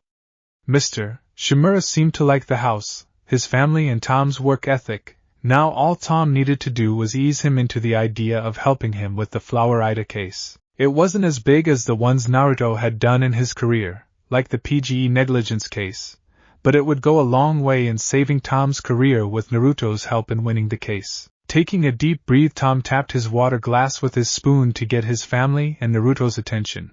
I would like to make a toast to Mr. Shimura for coming here to. Tom tried to say, only to hear a loud bang at the door. Everyone turned to see two familiar kids pulling an old man into the room. Boys! What are you doing? The boys in question started to speak quickly in rapid-fire succession, never stopping when the other was talking. Seeing that they weren't going to stop soon, Naruto went over to the two Freeman brothers and put his hands on their shoulders, subsequently quieting them down with his commanding aura and gaze. Kids, calm down. Now tell us what's got you two and all worked up. In a slower manner, the new neighbor said, quieting any further protests they had with a look and his commanding aura. Taking a few breaths, they let go of their grandfather, who started to crawl away back to his house. The brothers both took deep breaths and yelled in unison, "Granddad is dating Aoe." This got a few scandalized looks from Tom and Sarah and a questioning look from Jasmine, since she didn't really know what a hoe was. Naruto didn't really seem surprised since he already heard about the woman, but for show he just raised a brow in questioning at their statement. And why did you two come over here to tell us this? I mean, I don't see how this could be a problem other than Robert getting a disease or something of the like, stated the criminal, though he could guess that they wanted some type of help with the woman if their sped-up words earlier was anything to go by. Yes, he understood the gist of their words. The bitch was eating everything. She cheats at PlayStation, and she's taking Granddad's money with all the stuff she's buying, etc. Honestly, it seemed like the two kids were at the end of their ropes and wanted the aforementioned hoe out of their home, but Robert was being difficult about it and let the woman use him because she showed him affection. That's what Naruto could see from their actions, as well as Robert's insistence at not saying anything on the matter with his retreat to his home. It pays to have good analytical abilities after all, especially for a certain Yakuza. Looking at each other, the boys nodded and Hugh looked back to Naruto. We thought that you could talk some sense into him. You've already proven that you can get irrational people to listen at the courthouse, and you got Riley to be a little more thoughtful about his actions. This got a nod from Riley, since his time with Naruto did get him to think a little more before he acted. He may not like the man, but he did respect him for what people say about him, as well as his attitude of not taking anyone's crap after he saw Naruto lay out ruckus for saying a few racially negative words about him. Yeah man, like you could beat some sense into Granddad or something. I mean, you did punch out Arthuthus for calling you a noodle-eatin' pansy-ass Japanese MPH. Riley was saying till Huey covered his mouth to stop him from saying the rest of the insult in front of the Dubois family. Tom looked over to Naruto. Naruto, did you really punch Ruckus? Not believing that the otherwise level-headed man would do something like that just because someone insulted him. Sarah just took another gulp of wine, seeing things play out. Naruto shrugged. Well, it is true that I had a little altercation with Ruckus and he did have a broken nose after, though I am not at liberty to say anything else on the matter. But back to our point of discussion. Looking over to Robert, who was already at his door and entering his home, Naruto continued. I may be able to get him to see reason. This relieved faces from the boys. Really? Yo, for real? This sounded off, getting a nod from Naruto. Yeah. But I just need to make a few calls first to make sure everything goes well. Pulling out his cell phone, Naruto dialed Tayuya's number. Yo, this is the baddest bitch on the planet, boss. You need something dead? Chuckling at his friend's exuberance, Naruto ignored the boys' confused looks at the statements and replied. No, I don't need that, Tayuya, but I do need you to come over here at a Thomas Dubio's residence. No, nothing like that, but thank you for asking. What I need you for is really just a code CGD. No, it's not me this time, it's one of the neighbors. Apparently his grandkids have had it with the woman and want her out. Yes, I'm helping for a reason now. Get you over here in 5 minutes, and I'll brief you. Oh, and bring Mr. back over here as well and tell him his lost lamb is here for him to take back home. Bye. Hanging up after the reply of assurance from Tayuya, Naruto looked to see everyone staring at him. What? I'm just getting someone to help out. This didn't stop the stares. Riley scratched his head in confusion. Man, what the hell's a code CGD? Naruto held up 4 fingers. Code Clingy Gold Digger. And why it's named that is because I've been in such a situation many times before. My associate is one of the best in getting such women to disappear. This is true since when he couldn't shake the women in question, and they somehow followed him, he would have Tayuya deal with them, mostly getting them away by beating them, or blackmailing them to stop pursuing him. Who are you asking for help anyway? Huey followed up with his own inquiry. Naruto just crossed his arms over his chest. A friend of mine that specializes in these types of situations, he said without divulging the information on the second person that would be coming that they were unaware of. Then the innocent question came, Mr. Naruto, what's a hoe? This got everyone to freeze and look at Jasmine's innocent face. Chuckling, Naruto just pointed to Tom. Ask your dad, sweetie. I'm sure he'll tell you when you're old enough to know. Tom sent him an indignant look and answered her question. Baby, you'll know when you're older, much, much older, he said, trying to get the subject to drop with embarrassment clearly showing on his face as his wife giggled a bit at the situation, followed by another drink to get over the embarrassment of the question. Sure, she was embarrassed, but at least she wasn't asked the question, which would have been much more embarrassing for her. But I want to know what a hoe is. Is it a weird type of disease? She kept asking as the father just pulled on his collar, trying to dissuade his sweet daughter from asking such a question. No, it's not a disease, honey. It's something that no guy would never, ever want. That's why I settled for your mother, Tom said, thinking that he would be able to diffuse his little girl's inquiry on finding out the answer to the whole thing. Sarah narrowed her eyes on Tom. What do you mean, that's why I settled for your mother? Am I just a consolation prize or something? She accused her husband with a light blush, showing that she has drank a bit too much alcohol during the dinner. This in turn got Tom to wave his hands in denial. No. Of course not, honey. You mean the world to me. Definitely #1 trophy of my life. Oh, so now I'm a hiccup trophy, am I? She hiccuped as she held her glass in a more threatening manner. That's not it at all, Sarah. You're my everything, you know that, he said, trying to get his wife from starting a fight in front of everyone in her drunken stupor. Recently his wife has taken to drinking a little more, right about the time he started working extra hours and started to decline in their alone time. Now this type of thing seemed to come on and off when she started to drink more heavily and brought up embarrassing issues. Honestly, why did she start this again? We're right in the middle of dinner, well, what was left of it, and Jasmine's right there, Tom thought as he tried to calm his inebriated wife. Really, it's odd that Tom didn't see why she did this, since he has been neglecting her a bit due to work. It's really just a cry for attention, but he can't see that. Sad really, but some people can't see a problem when it's right in front of their face. Yo, I think we should bail, y'all, Riley whispered to his brother as Sarah seemed to get louder, getting Jasmine to hide under the table to try and not see her parents fight. Yeah, I think this would be for the best, Huey replied as Sarah threw a plate at Tom. You could have gone a little longer, but no, you just wanted to keep working, she yelled as she started to throw silverware at her husband in drunken rage. Sarah, just calm down, you already know I was tired that day. Tom tried to justify himself as he protected his head with his arms from the metal utensils pelting him. Naruto's sweat dropped at the debacle playing out in front of him. It's like watching two kids fight after a rage fit, he muttered as Sarah continued to throw things at Tom. Honestly, this is just pathetic. What kind of man would let his wife debilitate into such a state of drunkenness and rage? Ugh, I grow tired of this. While this is amusing, I don't want Tayuya to come and make things worse, so I might as well stop this since Tom is incapable of doing it, Naruto thought, sighing in aggravation at the pathetic state that Tom was in as well as the damage that was being done to the dining room. Walking over to Sarah, the Yakuza member ducked behind the crazed woman and grabbed her wrists, stopping her from throwing any more silverware. Sarah, calm down, relax, he calmly said as his hands held her against him as she struggled against his hold, cursing at him for stopping her. No! Let me go! Let me go! She yelled as she elbowed him in the ribs, but only succeeded in getting him to hold her tighter. If she's not going to make this easier, then I might as well do this my way. Narrowing his eyes in concentration, Naruto let his hands search for her pressure points over her arms, then, finding them with his touch, hit each in a certain order, getting her arms to relax and her being to start to become more calm. Easy there, Sarah. Listen to my voice and take deep breaths, he whispered to her as he rubbed her arms and shoulders to loosen her up a bit and get rid of any excess anger she had. Tom watched as Naruto calmed his wife down, feeling a little jealous as another man felt his wife's soft skin, but rationalized it as a way to calm her down. He's just calming her down. Just calming her down, Tom. He's not touching her in a bad way or anything. We're good. We're fine. We're fine? He thought as he saw Sarah start to groan and moan in slight pleasure as Naruto rubbed her arms and shoulders. Naruto continued to whisper, Good Sarah, let all that frustration go.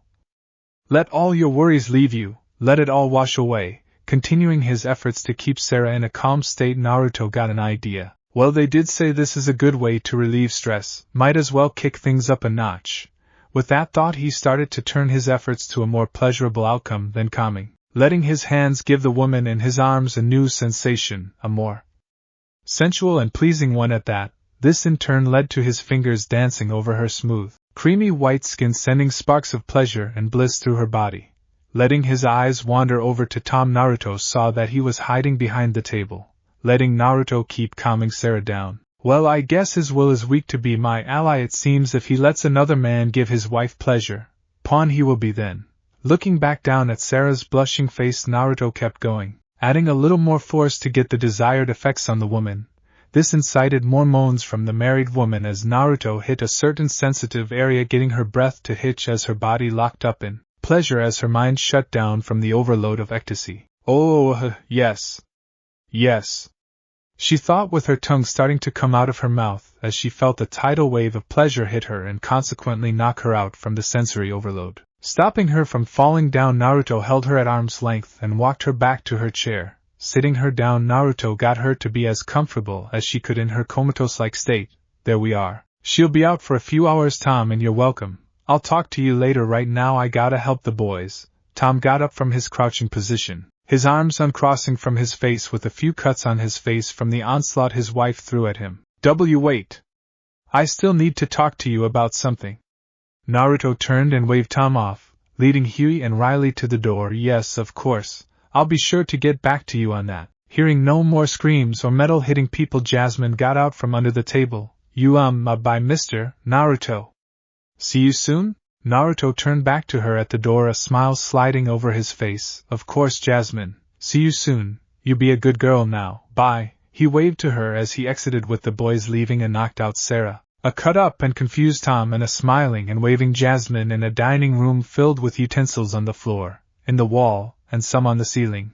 Walking out of the house, the three of them came across a red 2006 Toyota Charger parked in front of the Du Bois house. A certain redhead leaning against the car. She was currently dressed in a white t-shirt, leather jacket which was open all the way, fingerless gloves, dark blue pants and black boots, her hair being in its same style, of course. Damn, boss, you sure know how to work a bitch. You could practically feel the creaming from that slut, ahaha. She laughed as she got a few weird looks from the kids and an eye roll from her employer/friend. I simply got Mrs. Du Bois to calm down, Tayuya. Nothing more. Nevertheless, did you tell the man where she is? Tayuya gave a SOSO motion. I told the prick the approximate location of the bitch, but you didn't say exactly where she is, so I didn't tell him where to find her. This got Naruto to facepalm. Ugh, is he here at the least? Yeah, he's just waiting in his car down the block for us to give the signal. She stuck a thumb behind her to the purple Cadillac with gold trim and spinning gold rims. Of course he would have a car like that. Why wouldn't he? Sighed the idiocy of some people, he thought, at the eyesore of a car the pimp owned. Yo, are we going to get the bitch out or what? Riley questioned, getting a little tired of seeing nothing but people talking and no bitches being thrown out of his crib. Tayuya bonked him on the head. Quiet down, brat, we're going as soon as the boss says we're going. Naruto started to walk to the house, signaling Tayuya to come with and the boys to tail behind them. Tayuya, when we go in, I want you to restrain the woman. Use only grappling and stun tactics. We don't want her permanently damaged, just at the most dazed.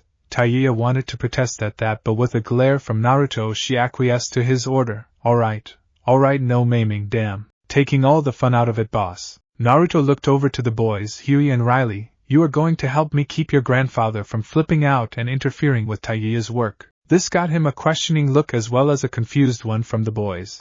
Man, what you say? They said. Naruto just went down to the ground and got a couple rocks in his hands. Just keep him from trying to help Crystal when Tayuya beats her into submission. Alright, yeah, alright, nigga. Whatever you say, they said as they picked up a few rocks and walked with them as they went to the door and knocked. They waited but got no reply. Still no reply. Okay, this is getting a little annoying. Really, still nothing? Any second now. Hello, is anything going to? Oh, for the love of Kami! Tayuya, if you would please remove the door so we can get on with this, Naruto said, tired of waiting for Robert, who was obviously not going to open the door. Tayuya gave a playful salute to Naruto. Aye, boss, she said as she walked back a few feet and then dashed to the door, leaping into the air and coming at the door in a heel kick. Wah! She yelled as she slammed into the door with a crash, breaking it from its hinges and crashing it into the floor. Standing up from her crouching position, Taiyuya rubbed her nose with a smirk. Door is down, boss. Good work. Now we just need to find Robert and the woman, he said, patting Taiyuya on the shoulder for a job well done in breaking down the door. Huey, of course, decided to point it out. Did you really have to break the door down? We could have gone the other way around. Riley looked to his brother. Huey, what are you talking about? If we did that, it wouldn't be fun or nothing. Taiyuya nodded. Yeah, Huey, lighten up a little. We'll pay for the door, it's not a big deal or nothing. No need to get your panties in a twist, she said, waving off his concerns as she followed Naruto into the living room where they found Robert and Crystal watching TV. What the hell? Naruto, did you just bust down my door? Robert yelled as he looked out to see that his door was broken. What's the matter with you? You could have rang the bell like a civilized person, but no, you got to go and break down another man's door. Naruto just raised a golden brow. Robert the First, don't know what you're talking about. I didn't break your door, Taiyuya did. He pointed to the woman who waved to Robert. Sup, pruny shithead. But that's not important right now, Naruto said, poking Robert in the chest. What is important is that it seems your relationship with a certain lady of the sheets is putting a strain on your relationship with your grandkids, and they have come to me to help smooth out this issue. Robert just brushed Naruto's hand away from him. I don't know what you're talking about. The only lady I am in a relationship with is Crystal, and she ain't no lady of the sheets. She's a public relations consultant. This got a snort from Taiyuya. Yeah, and I'm the queen of who gives a shit. The bitch is a whore. You'd have to be blind not to see that. Crystal got up from her chair, blonde hair trailing behind her as her dark brown eyes smoldered in anger, glaring at the smirking redhead. Oh no, you didn't, she growled, waving a red-painted, manicured nail in Taiyuya's face. This only got the feisty redhead annoyed and got her to bite on the offending digit in anger. Crying out in pain, Crystal tried to wrench Taiyuya off of her finger. Ah, get her off. My nail, she's ruining my perfect nail. She screamed as Taiyuya not only ripped her nail from her finger but also tore a little skin from Crystal's finger. She held her hurt hand to her gray shirt. Blood dripped onto her blue jeans and bare feet. Oh shit! Robert cried out as he saw Crystal was bleeding and tried to help her, but the boys held him back. No granddad / leave the bitch, the boys said as Crystal kept moaning over her ruined finger. You're going to get it now, bitch, she yelled as she jumped at Taiyuya. Smirking, the redhead dropped down to the floor and kicked the hoe over her, sending her hurtling to the wall. Slamming against the wall, Crystal moaned in pain as she slid down the wall and onto the floor, leaving a few cracks into the wall. No! Don't hurt her! Robert cried out, trying to get over to his sweetheart only to remember that his grandkids were holding him in place. Get off of me! The boys held tightly. Granddad, she's not worth it, Huey said as he kept pulling on Robert's leg to keep him in place. Yeah, she's just a damn hoe. She ain't all that, Granddad. Riley followed up as he held on to Robert in hopes of stopping him from moving to Crystal. They're right, Robert. All she's done is given you a little affection as well as carnal fulfillment for a short time, Naruto said as Taiyuya threw Crystal over the couch and started to choke her, only for Crystal to smack her over the head with a lamp and start to run away, with Taiyuya stopping her by holding onto her leg. But think about it, what have you done for her? Paid for her clothes, her food, her gifts, electricity, outings, expensive jewelry. You have been giving her everything she has ever wanted, and she barely gives you anything in return. Robert shook his head. That's not true, she gives me lots of things. Naruto gave him an incredulous look. Really? Can you name a few? She talks to me, she listens to me, and she helps me with my itch, Robert said, emphasizing itch in his statement as Crystal was punched by Taiyuya out from the couch to the other end of the room as she was rubbing her jaw in pain. Getting up from the ground, Taiyuya lifted the couch up and over her head, charging Crystal. Take this, bitch, she yelled as she threw the couch at Crystal, who narrowly rolled out of the way. Looking up, Crystal only got a boot to the face, wrenching her head up and dislodging a few teeth. Does she, Robert? She talks to you without wanting something like a purse or watch? She listens to you without responding, only in yes and a huss. As for your itch, any woman or man would do such a thing just so they could be showered with wealth, Naruto reasoned as he started to see Robert lose his conviction. And no, she cares about me. He tried to tell them and himself as he held his head in his hands, signaling Riley and Huey to let go of Robert. Naruto spoke. Does she? Tell me, did she ever ask you about yourself? Did she ever ask you about what you liked, what you didn't like, what your hobbies were, what your goals were? Anything at all about you and not what you did for a living or the size of your house or wallet? Robert shook, tears trying to come to the surface, but he held them in to shake his head in the negative. No, she never did those things. She never did any of it for him. It was always about something to buy or a food she's never eaten before. He gave her his home, his heart, his everything. But she gave him substantially less and nothing of real value that anyone could do. She was using him. Ah! Cristal screamed as she was being swung around by Tayuya as she was holding her feet, spinning and spinning in high speeds as she released her victim and launched her into the opposing wall with a loud crash denting the surface much more than the last. Shaking in pain, Cristal tried to crawl away only to have a boot smash down onto her, stopping her and cracking her back. Oh, I'm not done yet, you little whore. I'm just getting warmed up.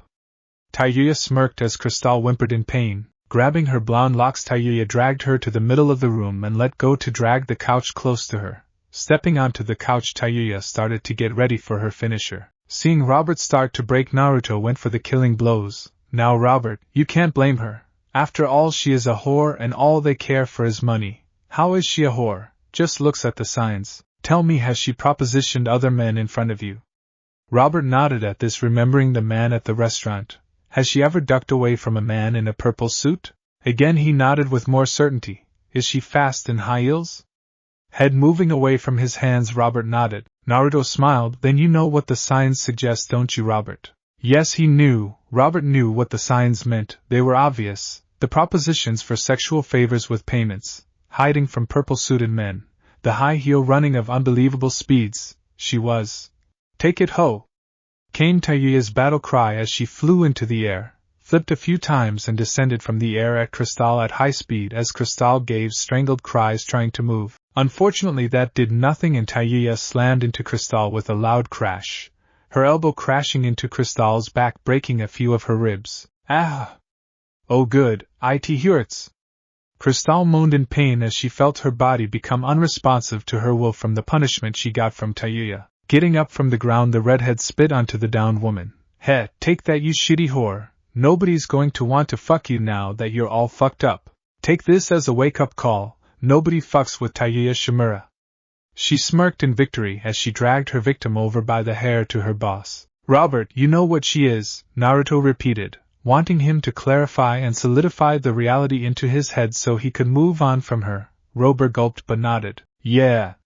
He looked down to the beaten and bleeding woman Tayuya's grasp. She's a whore. And what do whores care about most? He questioned, getting Robert to answer. Money only. Only money, he replied, getting a nod from Naruto. Smiling, Naruto grasped Robert's shoulders. It's good that you finally saw the light, Robert. He looked to Tayuya.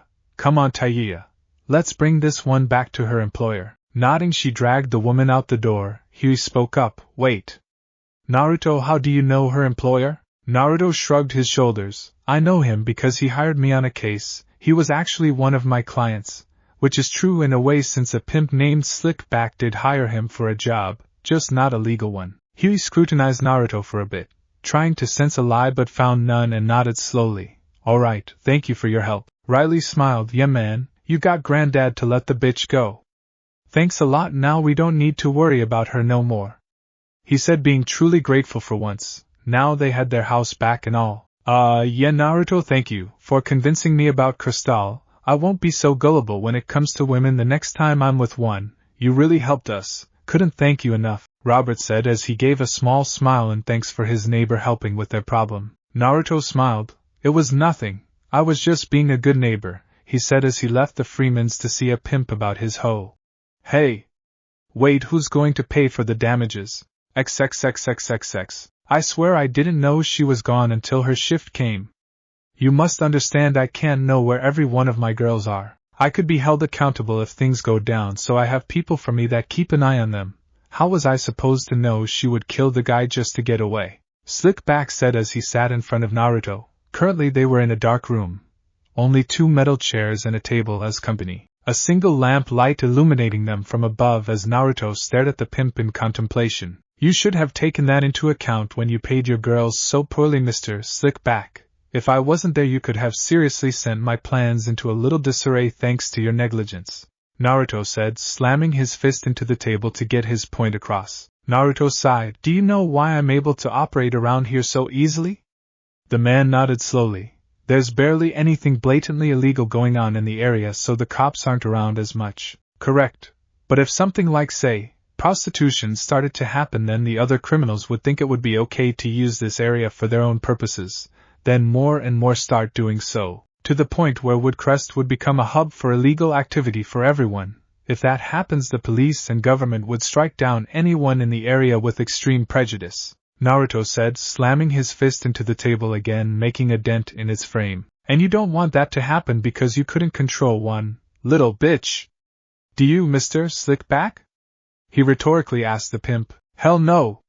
I know I screwed up, but that doesn't mean you can." "Oh, I believe I can, Slickback," Naruto said, his masked face giving nothing away as he snapped his fingers. As if on command, a window lit up next to them through the darkness, revealing a vat of molten hot steel. "I don't pretend to know how you American criminals do business, but Yakuza, we take our business very seriously, and if one of our own ever were to disobey his boss's orders, well, they would be severely punished." Slickback started to sweat as he started to think of what the blonde Yakuza would do to him. "But I said it wasn't my F. But you are still a useful ally, Mr. Slickback, so I shall give you a warning. Bring in the girl," Naruto ordered as a few men swathed in black combat gear and masks brought a tied-up blonde woman over to the vat on a high-up catwalk. Tying her to a hook, they signaled on their radios that she was secure. "Is that?" the pimp started to say, only to see that was indeed who he thought it was. "Yes, this is your dear Crystal." He turned his head to the pimp. "Now you will watch what happens to those who go against me and my orders." "Wake her up," he said into the receiver in his mask, getting the two men to blow a powder into the woman's face. Blinking away in semi-consciousness, the woman known as Crystal looked around her only to feel the heat of molten steel from under her. Screaming against the gag, Crystal struggled to get free, twisting, turning and pushing again and again in a vain hope for release from her prison of restraints. But they wouldn't break. Warning: in this scene there is an instance of saw-like torture/death. Viewer discretion advised. The ropes wouldn't break. Why wouldn't they break? Oh God, where was she? How did she get here? All she remembered was meeting with her pimp again and was knocked about by the red-haired bitch. But now she's hanging over molten hot liquid steel, its heat making her start to sweat even from so high up. But wait, those people, they got a call on their headsets. They were going to free her. Oh, thank God she was going to. Wait, why was she lowering down? Why was she going down? It's too hot. She couldn't move, she could barely breathe. Oh no, her skin's heating up too much. It's too much. She screamed more. Her lungs cried for air as the heat started to consume her very being, as her legs started to burn from the heat, and soon she was so close to the vat that she caught fire at the touch of the molten death that awaited her. That's when she truly screamed. She let loose a howl of agony that shot through the airwaves in a cacophony of pain.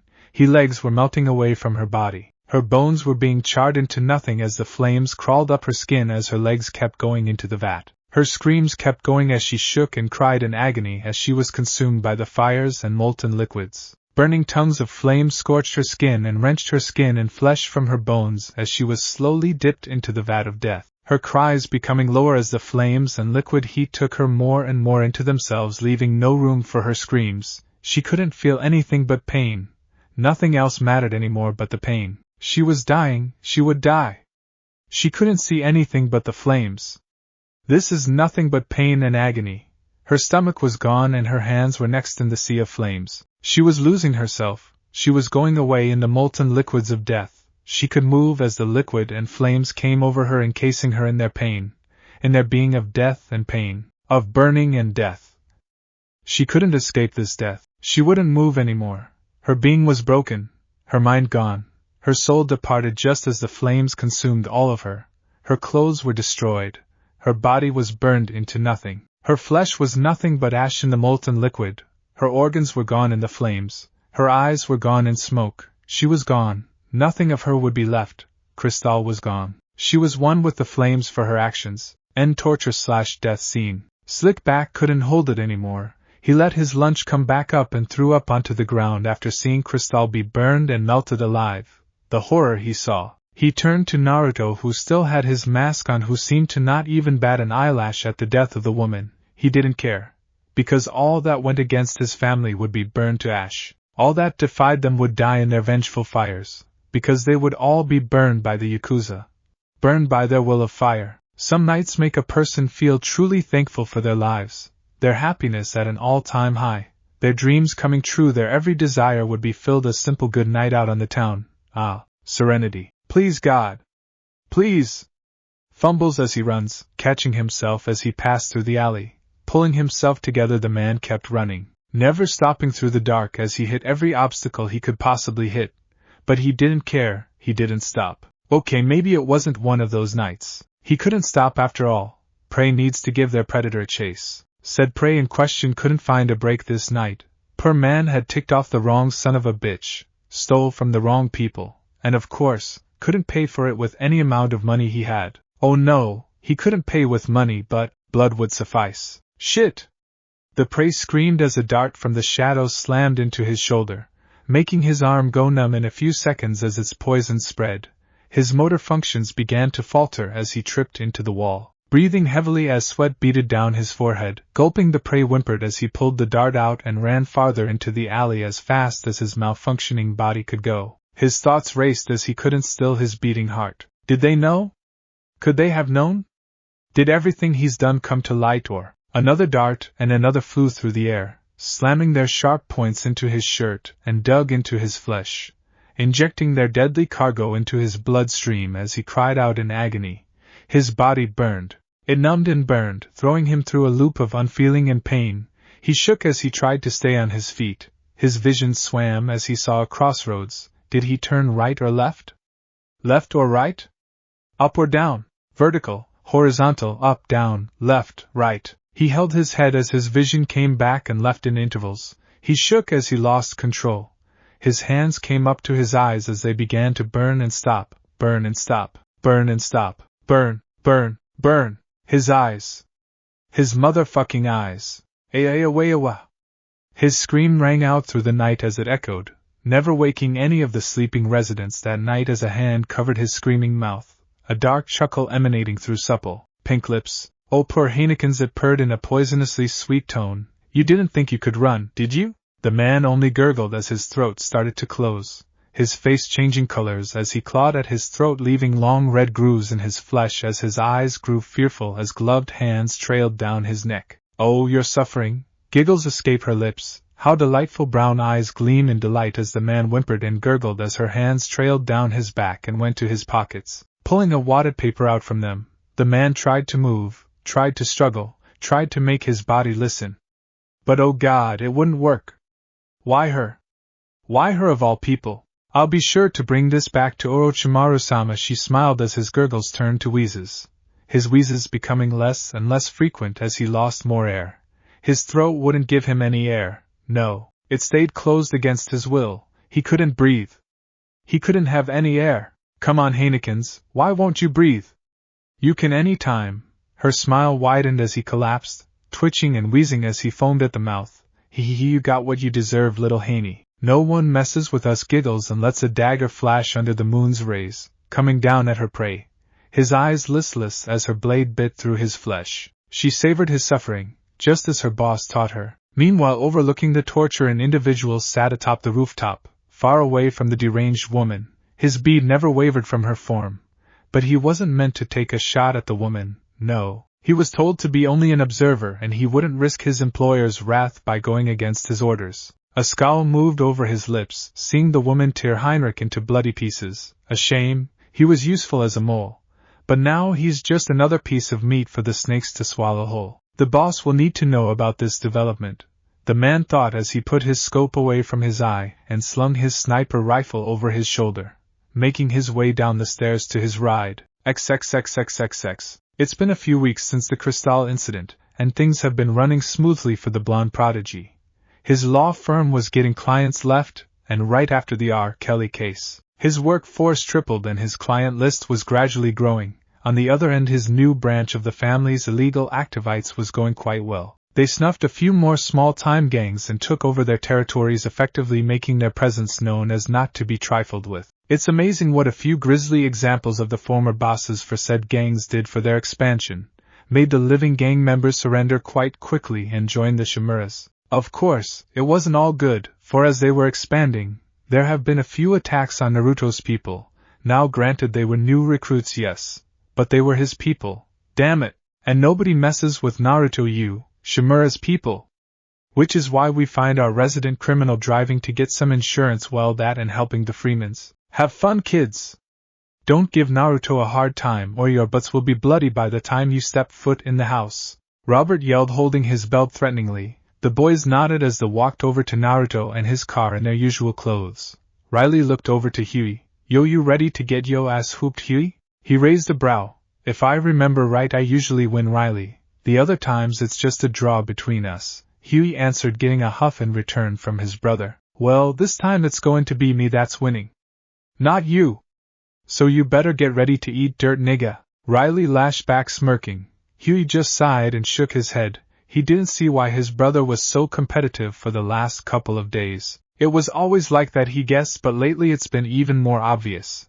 Getting up earlier than him, eating faster, running to school, and even trying to stay awake in class to do better. Of course it hasn't been working, but still it was a little odd. He would ask about it, but he would always get a backhanded remark that would just make him shake his head, so he'll ignore it for now and just play along. Alright boys, hop in and we can go, Naruto said, patting his car in indication to leaving. Hey Naruto, could you give us some tips on shooting?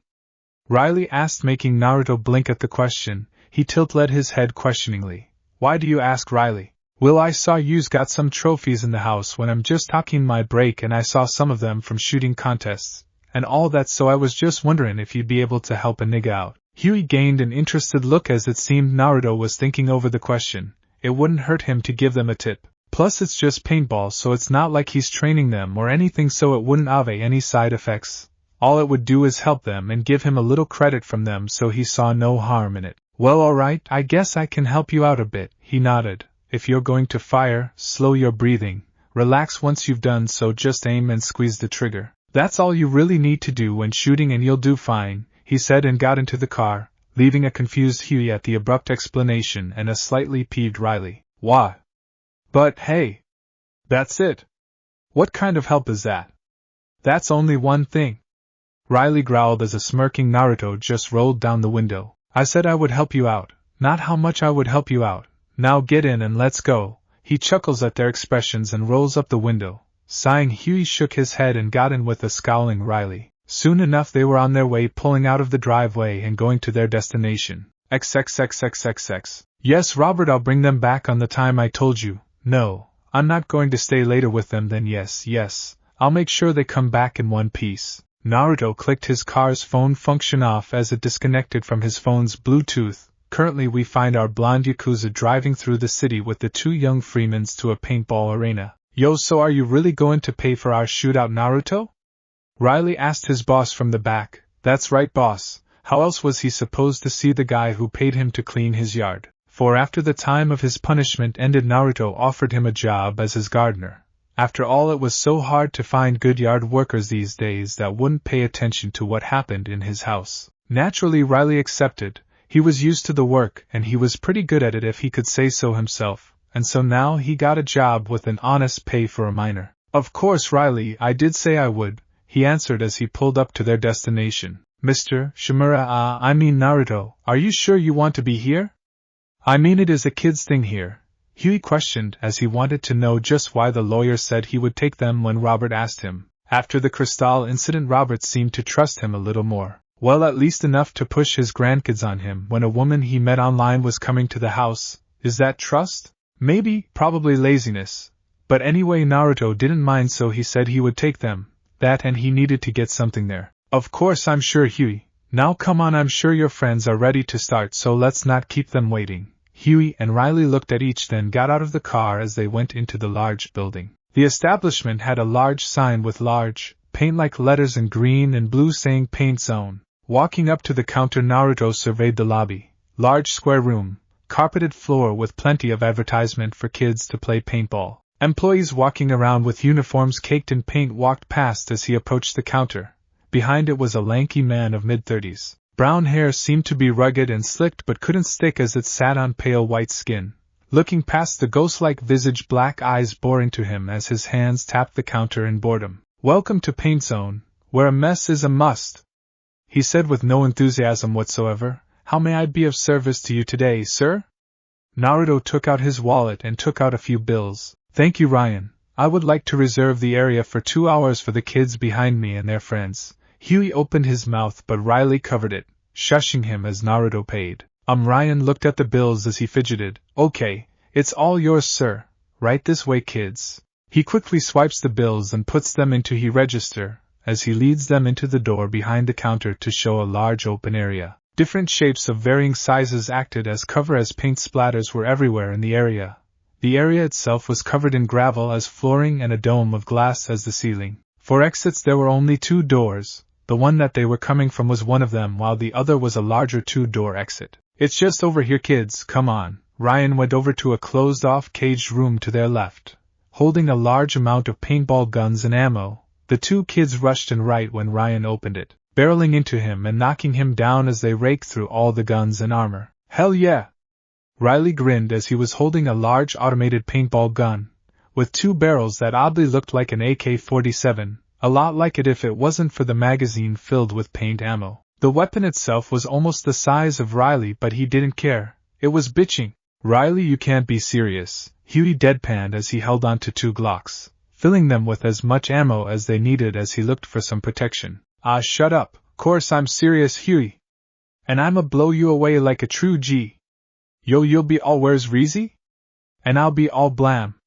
In yo face." Riley smirked as he put on a chest piece of armor and slammed the helmet on. Huey only sighed at his brother's words and put on a bandolier with some rounds loaded into it with some armor on his arms and legs, foregoing the chest piece for added mobility speed. "So kids, where are your friends?"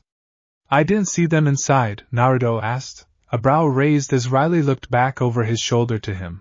They're running late." "Yeah, they're late. They texted me and they will be there soon, Reezy. So yeah, they'll be here." Naruto.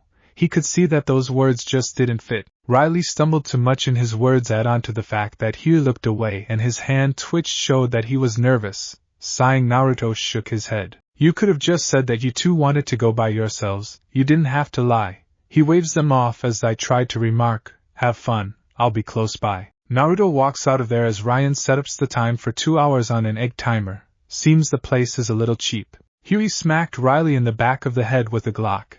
"Ow." "What the hell, Huey?" Riley yelled as he got another smack for his loud remark from his irritated brother. "I told you your plan wouldn't work. Now stop complaining, we're going to start soon," Huey said as he scowled slightly at not being able to keep an eye on the blonde. He knew the man must have had a reason besides just being a good person to bring them to the paintball facility for Robert. No one was that nice when they knew someone for such a short amount of time. There goes an opportunity to learn a little more about him, Huey thought as the egg timer sounded off. It was time for a little match between brothers. XXXXXX. Back with Naruto, he was walking down into the paint zone basement, led by the manager of the establishment. "It better not be broken, more." Naruto narrowed his eyes at the man as they walked down into the shadowed room. More shook his head. No, it's in one piece, boss. No cracks or nothing. It was a little hard to get all of it into the States, what with all the laws against it, but me and my men were able to smuggle it in." "I would think so, but it's needed. We've already been attacked a few times after we took out Noodlehead and his ilk, and I want to be properly equipped when the next one comes," the blonde said as they walk into a damp, dark room. Just as they step down onto the concrete ground, the lights come on. Before them were large crates, filling up most of the room as they approached them. Stopping in front of the first crate, Naruto looked to More, who brought out a crowbar and handed it to him.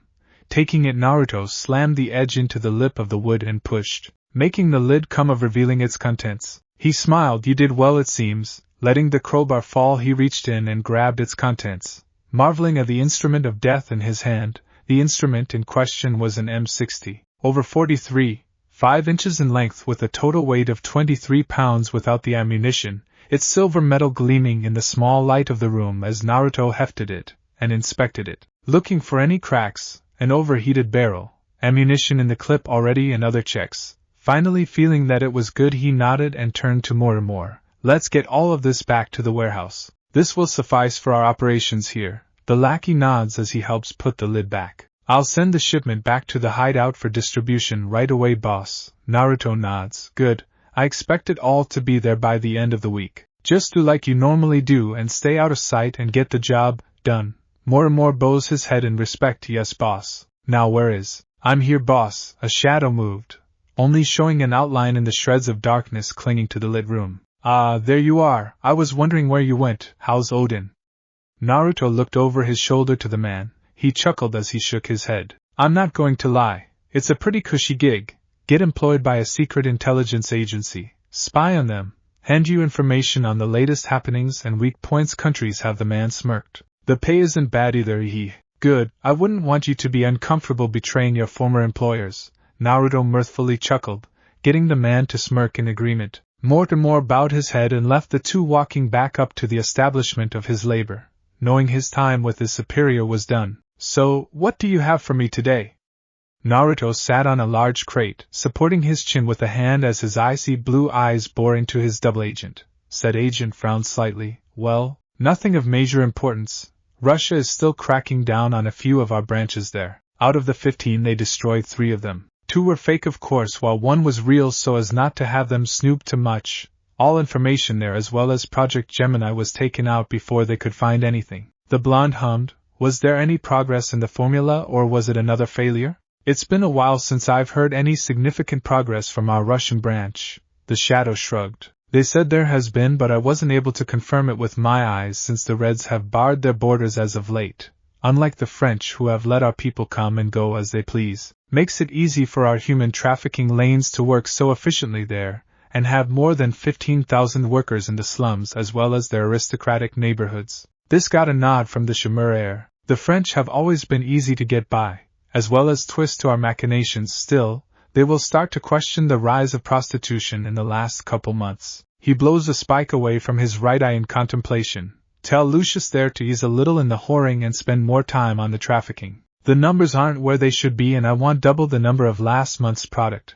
Trained and ready to work by this time in 2 months. The shadow nodded. Of course, I'll get right on that. Well, there's one small tidbit that could be important. This got a raised brow from Naruto. Oh, and what would that be? The man gulped. Heinrich was killed by the snake's charmer. Naruto narrowed his eyes, his teeth clenched slightly. He was discovered a couple weeks ago. Apparently the stupid bastard stole their boss's snake eyes formula right from under their noses and ran for it. The agent sighed at his former comrade's stupidity. He was so scared about what they may do to him if they found him taking it, he didn't even wait for an opportunity to present itself for escape. He just ran like a complete and utter fool. The traitor of Odin huffed, running a hand down his face in exasperation. This got Naruto's interest, so he was able to get the formula for the snake's infamous hallucinogenic concoction, a drug that mirrors the sight of a snake and gives you a high that lasts 24 hours and has no side effects. That is till 10 days pass and people slowly start to lose their damn minds. Why? If we were able to get our hands on it, we would be able to solve our supply problem. We have started to run low on new product. A new one would certainly be welcomed, and with the drug's effects and a little modification we could get quite an amount of profit. Still, if Heinrich said anything about us that could alert Orochimaru, and I don't want that slippery fool to get away before I can get my hands on his prized project. Plus, I would so like to skin him alive for the trouble he's caused us in the past couple of years, he thought as he rubbed his chin. I'm in my belief he was probably tortured for information? The blonde questioned. The shadow shook his head in the negative. No? Well, oddly sloppy of the charmer. I guess she was too drunk on Heinrich's betrayal as it were to get any information on us. He pondered the implications of this new information as his agent waited. So did we get anything out of the screw-up? The man slowly nodded. In a way, we did get their base of operations for their drug productions. It's a few clicks off of Okinawa, in a little town full of rice farmers. It's disguised as a paper plant. Even has the horrible smell, but of course it's a ruse so they can create their hallucinogenic drugs there, and crank a profit by spreading the stuff across Japan. Naruto sighed. Well, we have a start on where to go to get the snake's crown jewel. With that drug it would really up our drug business by a veritable margin. But Orochimaru really keeps it close to his chest. A gleam crossed his eye as a sinister smile went across his face, the shadows covering his visage as he leaned ever so slightly. Karen is still part of the snake's cookers. Yes, this could work. Boss? The man tilted his head questioningly at his employer. The Yakuza smirked. I would like you to inform our dear redhead that it is time to relocate and subdue the snake. XXXXXX. Damn. Huey's thoughts scoffed internally as he took shelter behind one of the poorly made blocks of concrete, paintballs raining down on his position like a storm of projectiles reminiscent of D-Day. He groaned as he could hear his brother's laughter, continuing to fire on his position. I should have kept moving. I had him pinned, yet I slipped up when he kicked me off the last block, and now I'm the one on being pinned. He surmised as the fire seemed to lessen, signaling Riley's shortening ammo supply. Huey narrowed his eyes as he slowed his breathing, going over what Naruto told them when they were leaving. If you're going to fire, slow your breathing, relax once you've done so, just aim and squeeze the trigger. That's all you really need to do when playing paintball and you'll do fine. Shakes his head as he focused on what was happening right now and heard the last ball of paint splatter against the concrete. Taking in some air, Huey looked over his position with his head turned, catching Riley reload his weapon as he fumbled with the magazine. Capitalizing on the ceasefire, Huey leapt over his cover, flipping in the air and aiming down at his brother, unloading a cacophony of paint on his position. Riley cried out as paintballs splattered around him, making him run left and right to dodge the trail of paint from his brother. Looking back, he could see Huey landing and running after him, firing at him as he swerved around a block of concrete. Skidding to a halt, Riley turned around and finally reloaded his weapon and pointed it from the way he came, seeing the narrow space as Huey's only way of getting to him. Come get it, nigga, he murmured as he waited for his brother to come. Hearing footsteps falling to the ground in the direction of his aim, he let loose a hail of paint, splattering everything in his line of fire. As he jerked back with each round fired, he held steady as he kept the onslaught going, never letting up till he jerked back as something slammed into his chest from above, knocking the air out of him as he held his chest in pain. What the? He pulled his hand back as he felt the blue paint run down his hand and looked back up to see his brother atop one of the concrete blocks. Should have looked up, Riley, Huey muttered as he aimed, firing around Riley, boxing him in as he's forced to stay in his position. Continuing to fire, Huey jumped from block to block, suppressing Riley's movement as he moved closer. Gritting his teeth, Riley pulled out a round polka-dotted grenade. Take this. Rearing his arm back, he threw it with all he's got at Huey as he pulled the pin out. Seeing the flying projectile, Huey's eyes widened as he recognized the little device. Son of a... Boom! Splolot! Went the paint grenade as it exploded in a large ball of green paint, making innumerable drops of the stuff to rain down from the action. Looking back at the area his brother was last seen, Riley sneered. I win, nigga. Grinning, Riley propped his gun over his shoulder only for it to be knocked away from his grasp by an unseen projectile. Snapping his head back, he could see his brother breathing heavily. A few splatters of paint on his trousers and holding his Glock right at his position. Cocking the hammer back, Huey narrowed his eyes. No, I win, Riley. Riley ched, sprinting at Huey as he fired round after round at him.